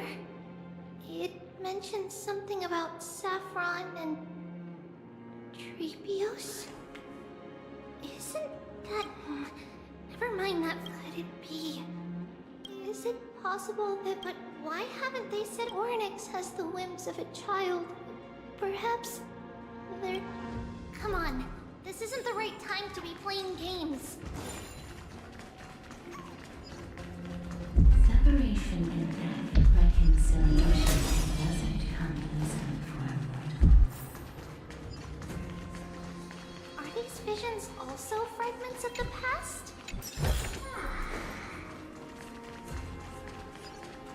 Treeby! Trinan! Look what I found! Is this the safari? Coming! We'll take a look. But Trian, there's nothing in here. What? It was right in the stolium. Huh? There's really nothing here. That can't be! I swear I saw it! I swear! Trian is telling the truth. It was right there! Where did it go? Trinan, Treeby, why aren't you saying anything? Trian can't seem to hear you at all. We were just lost in our thoughts. Don't worry, Trian. What you saw was likely, Yanis' hair. We must have startled it away. Okay. Could Oryx be trying to make us falter? But why would they do that? Something feels off. Treeby, don't you think this temple is a little too quiet? What do you mean? It might just be an illusion, but Trinan wonders, is Oryx really putting us through a trial?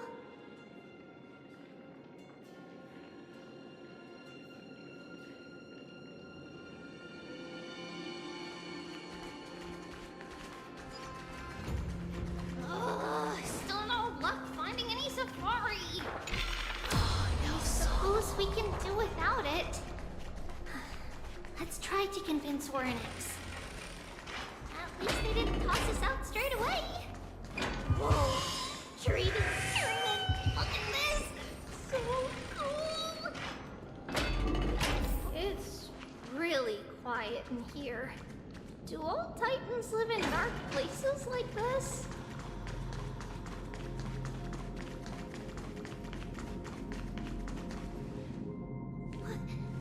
What's going on? Oryx disappeared?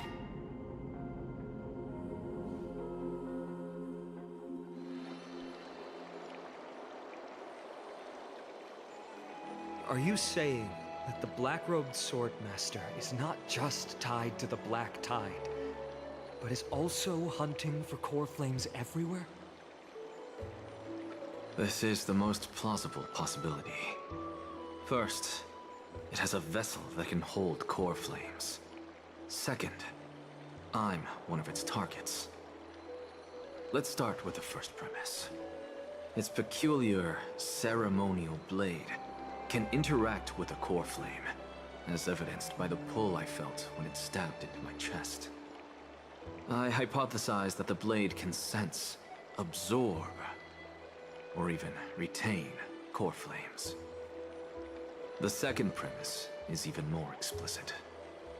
When it was engaged in fierce battle with many of us and was heavily distracted, it remained consistently focused on me. Or rather, on the Titan Circes inside me. So it's plundering the flames. But if your argument holds up, wouldn't they be headed to Akama soon? The vortex of Genesis is full of the Titan's core flames. Not necessarily. Let's call that person the Flame Reaver for now. If my presumption holds, that person has 3 targets. The first target is me. The second target is Oryx, who hasn't yet fallen. And the third is Akama and the Vortex of Genesis, where the core flames are housed. But I suspect Akama won't be their first target. Kefali's core flame is guarded by the Council of Elders' arcane power. And Fagusa's water curtain should be able to block out any external perceptions. What about Thanatos and Aquila? Their core flames are yet to be restored. The whereabouts of Thanatos remain a mystery to all. As for Aquila, can you fly? No, I can't. Why are you asking that? Can that Swordmaster fly? Good point. But what if they do grow wings? If they had wings, I wouldn't have made it out of the grove alive. That's a relief. Anyway, since the Flame Reaver has 2 targets, we need to move fast. With the distances between Akama, the grove, and these potential targets, I believe we should bolster our defenses and...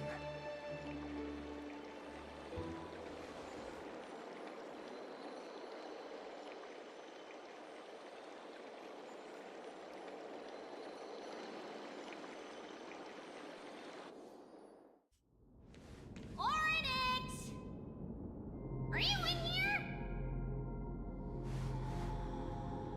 No response at all. Did they foresee that we were coming and hide in the fog, or...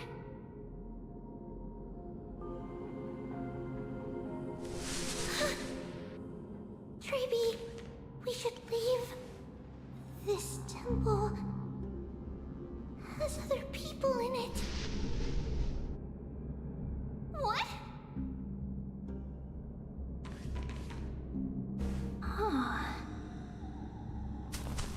Listen, footsteps. Fast ones. 3 or 4 people coming this way.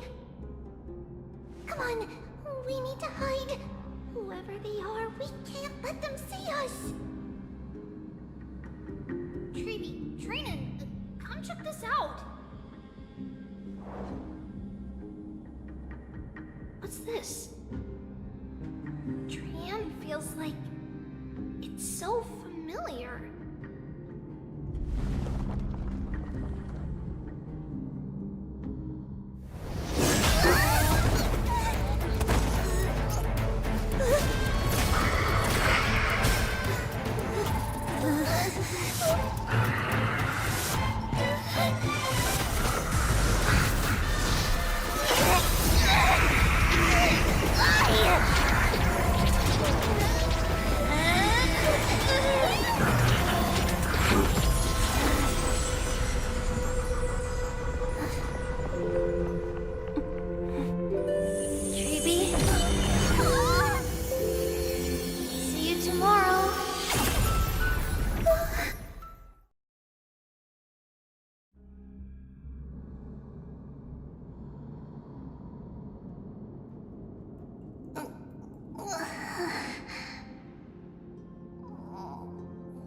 Where am I? Little Gray? Snowy? And... Wait... Where's Trian? Is she back?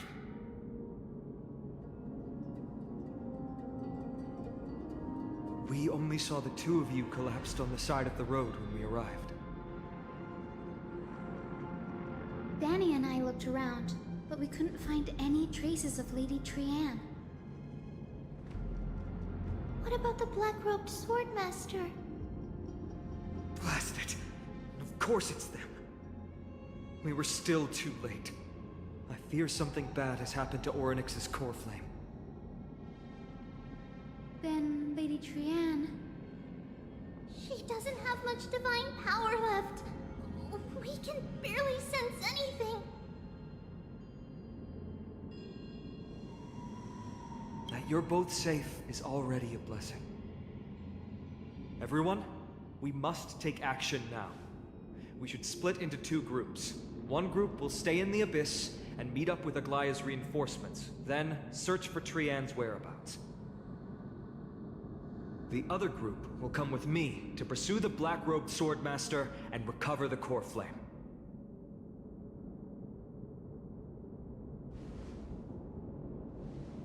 I didn't get to tell you this before, but Anaxa and I already have our misgivings about the Black Tide, so we've made preparations.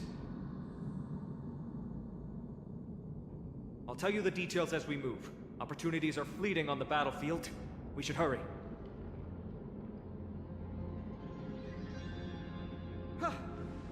Lord Finan! Ah, Lady Treeby and Lady Trainan. I'm glad you're all right. Did Aglaya's people get here? Yes. Lady Aglaya already knows about the situation and sent along a message. Finan, I understand that Swordmaster is of great importance to you. But if you charge in without a plan, I fear that you won't be the only one who dies in vain. I understand.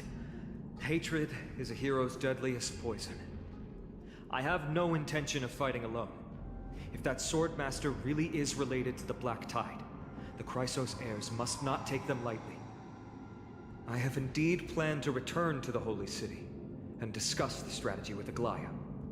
We'll need all the help we can get for this encirclement.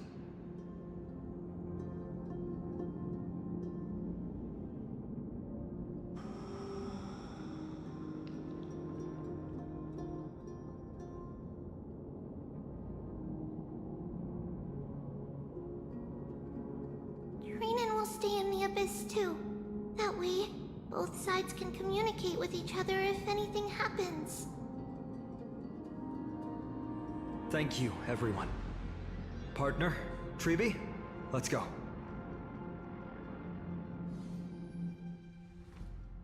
We're back, Aglaya. You should have come to me first, Finan. Aggie, there's no need to scold Snowy. Akuma is currently in grave danger. I know. It's beyond my imagination that the only two titans humankind can still rely on fell in such quick succession. I've never seen the golden thread pulled this taut, as if it could snap at any moment. Finan, tell us your plan. Time is of the essence.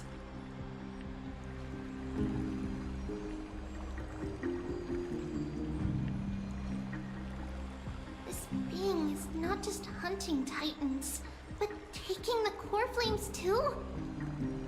Yes, just like the Flame Chase journey is doing. Professor Anaxa thinks the Flame Reaver's arrival is likely a sign the Black Tide has spread further. Regardless of whether you're right, this being is still far more aggressive than we expected. But its madness is also an opportunity for us. If its goal is the core flame, then that means us humans can lure it into a trap. Anaxa had already left the Holy City with Cersei's core flame while we were on our way to the Abyss, so he can make preparations for the battlefield. Tell me, what makes you think this won't end with us losing another core flame? Because this time, the power from beyond the sky is also at our side. He is the key.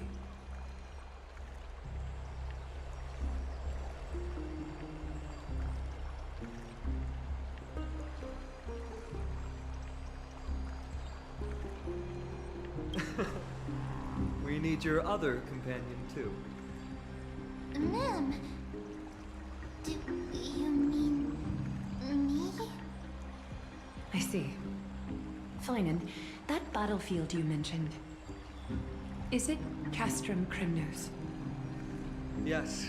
I'm sure everyone remembers the astonishing miracle our partner here performed with his companion during the battle with Nigador, and how they awakened Castrum Kremnos' past. That will be the key to our victory. We will use Orynyx's power to once again open a passage to the past and lure our enemy inside. Then, we'll seal the Flame Reaver in the maze of time. Impressive. Orynyx has fallen, and Yanis's divine power already belongs to Akuma. Once we take back the core flame, the Swordmaster will have no means of escape. It's very clever, using the element of surprise instead of brute strength. Can you do it, little one?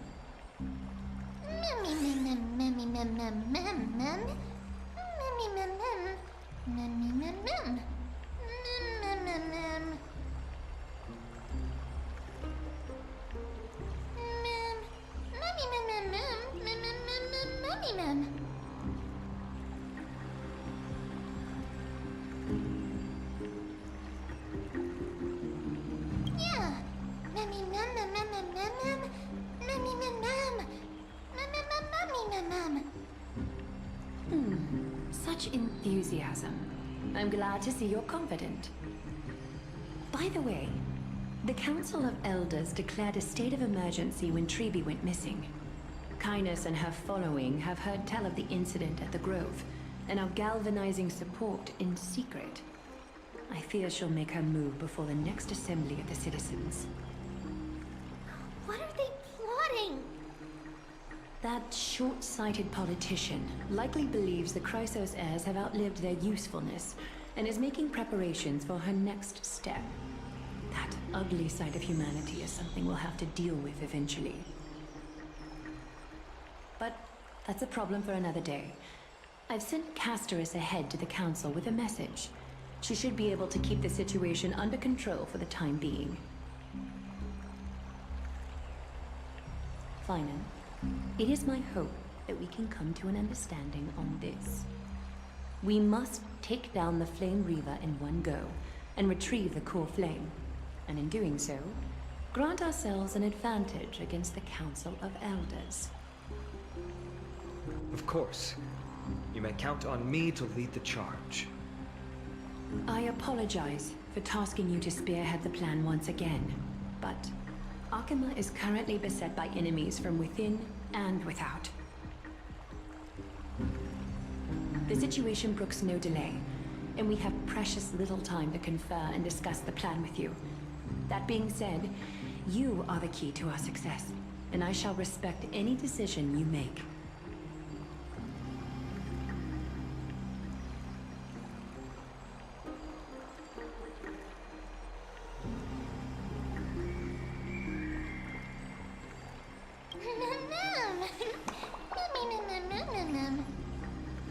We are grateful to you for your aid, and to the rest of you as well. Now, let us be off to begin the hunt. May Cathali sharpen our gaze and grant us victory over the enemy.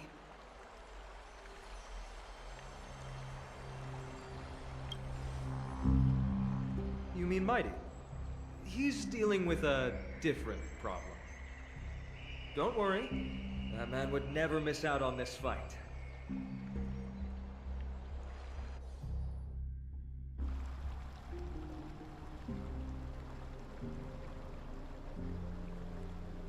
Farewell, my dear friend. You must lead us back home. You and I, we're both the same. We feast on strife and fear. If you're truly capable of leading our people beyond this blood-stained fate, then prove it to me once more, Mighty Mos.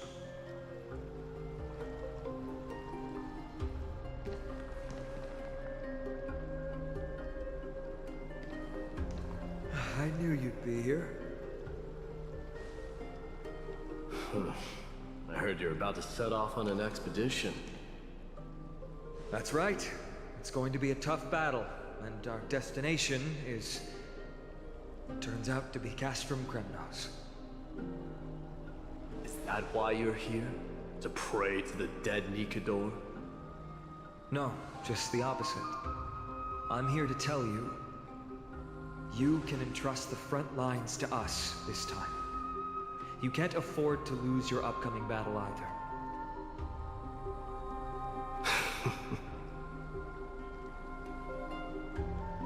Have you heard the story of Geocles the Mountain Breaker?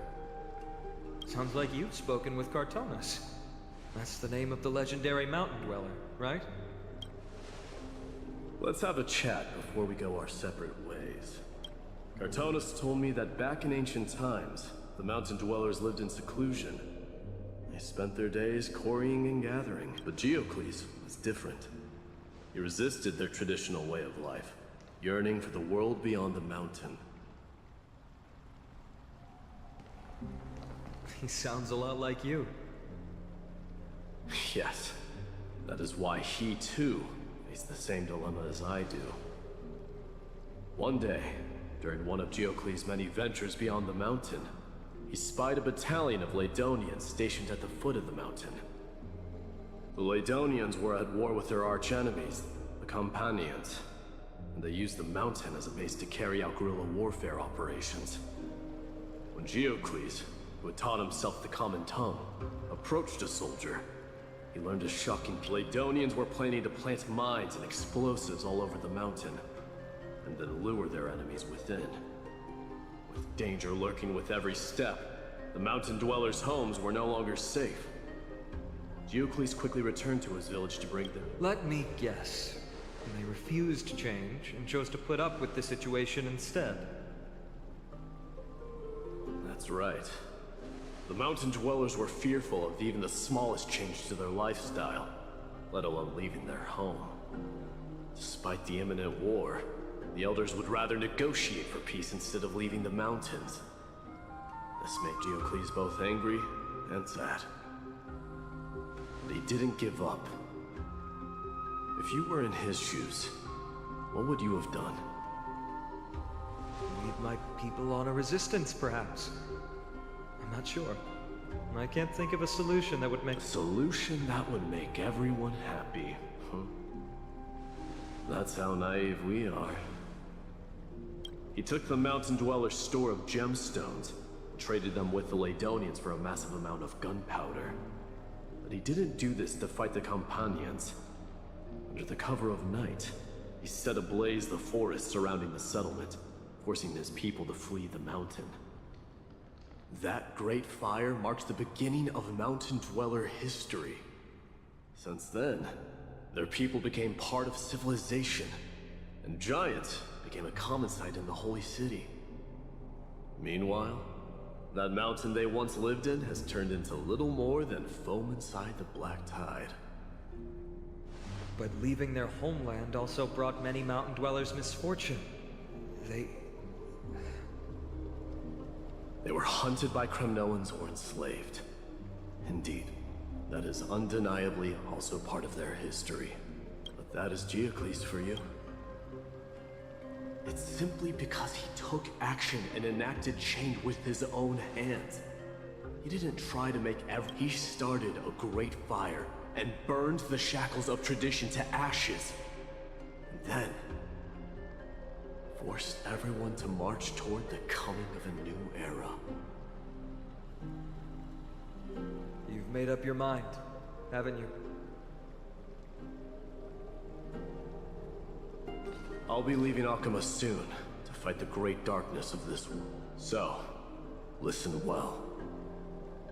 If there comes a day when we meet again on the battlefield, that I stand opposed to the flame chase, remember to stab your sword into my back through my 10th thoracic vertebra.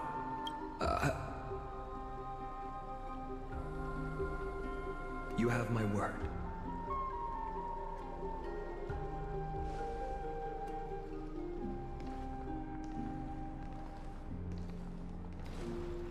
Go now. Battlefield calls. Send that flame. But if you find yourselves with no other recourse, pray to that blade in the sky. Loudly call out the name of the new god.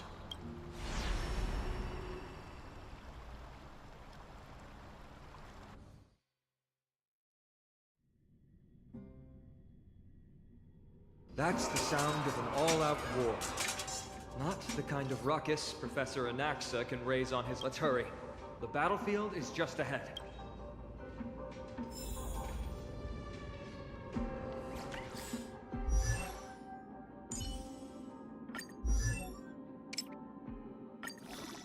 Not enough. Not enough! I can hoard even more.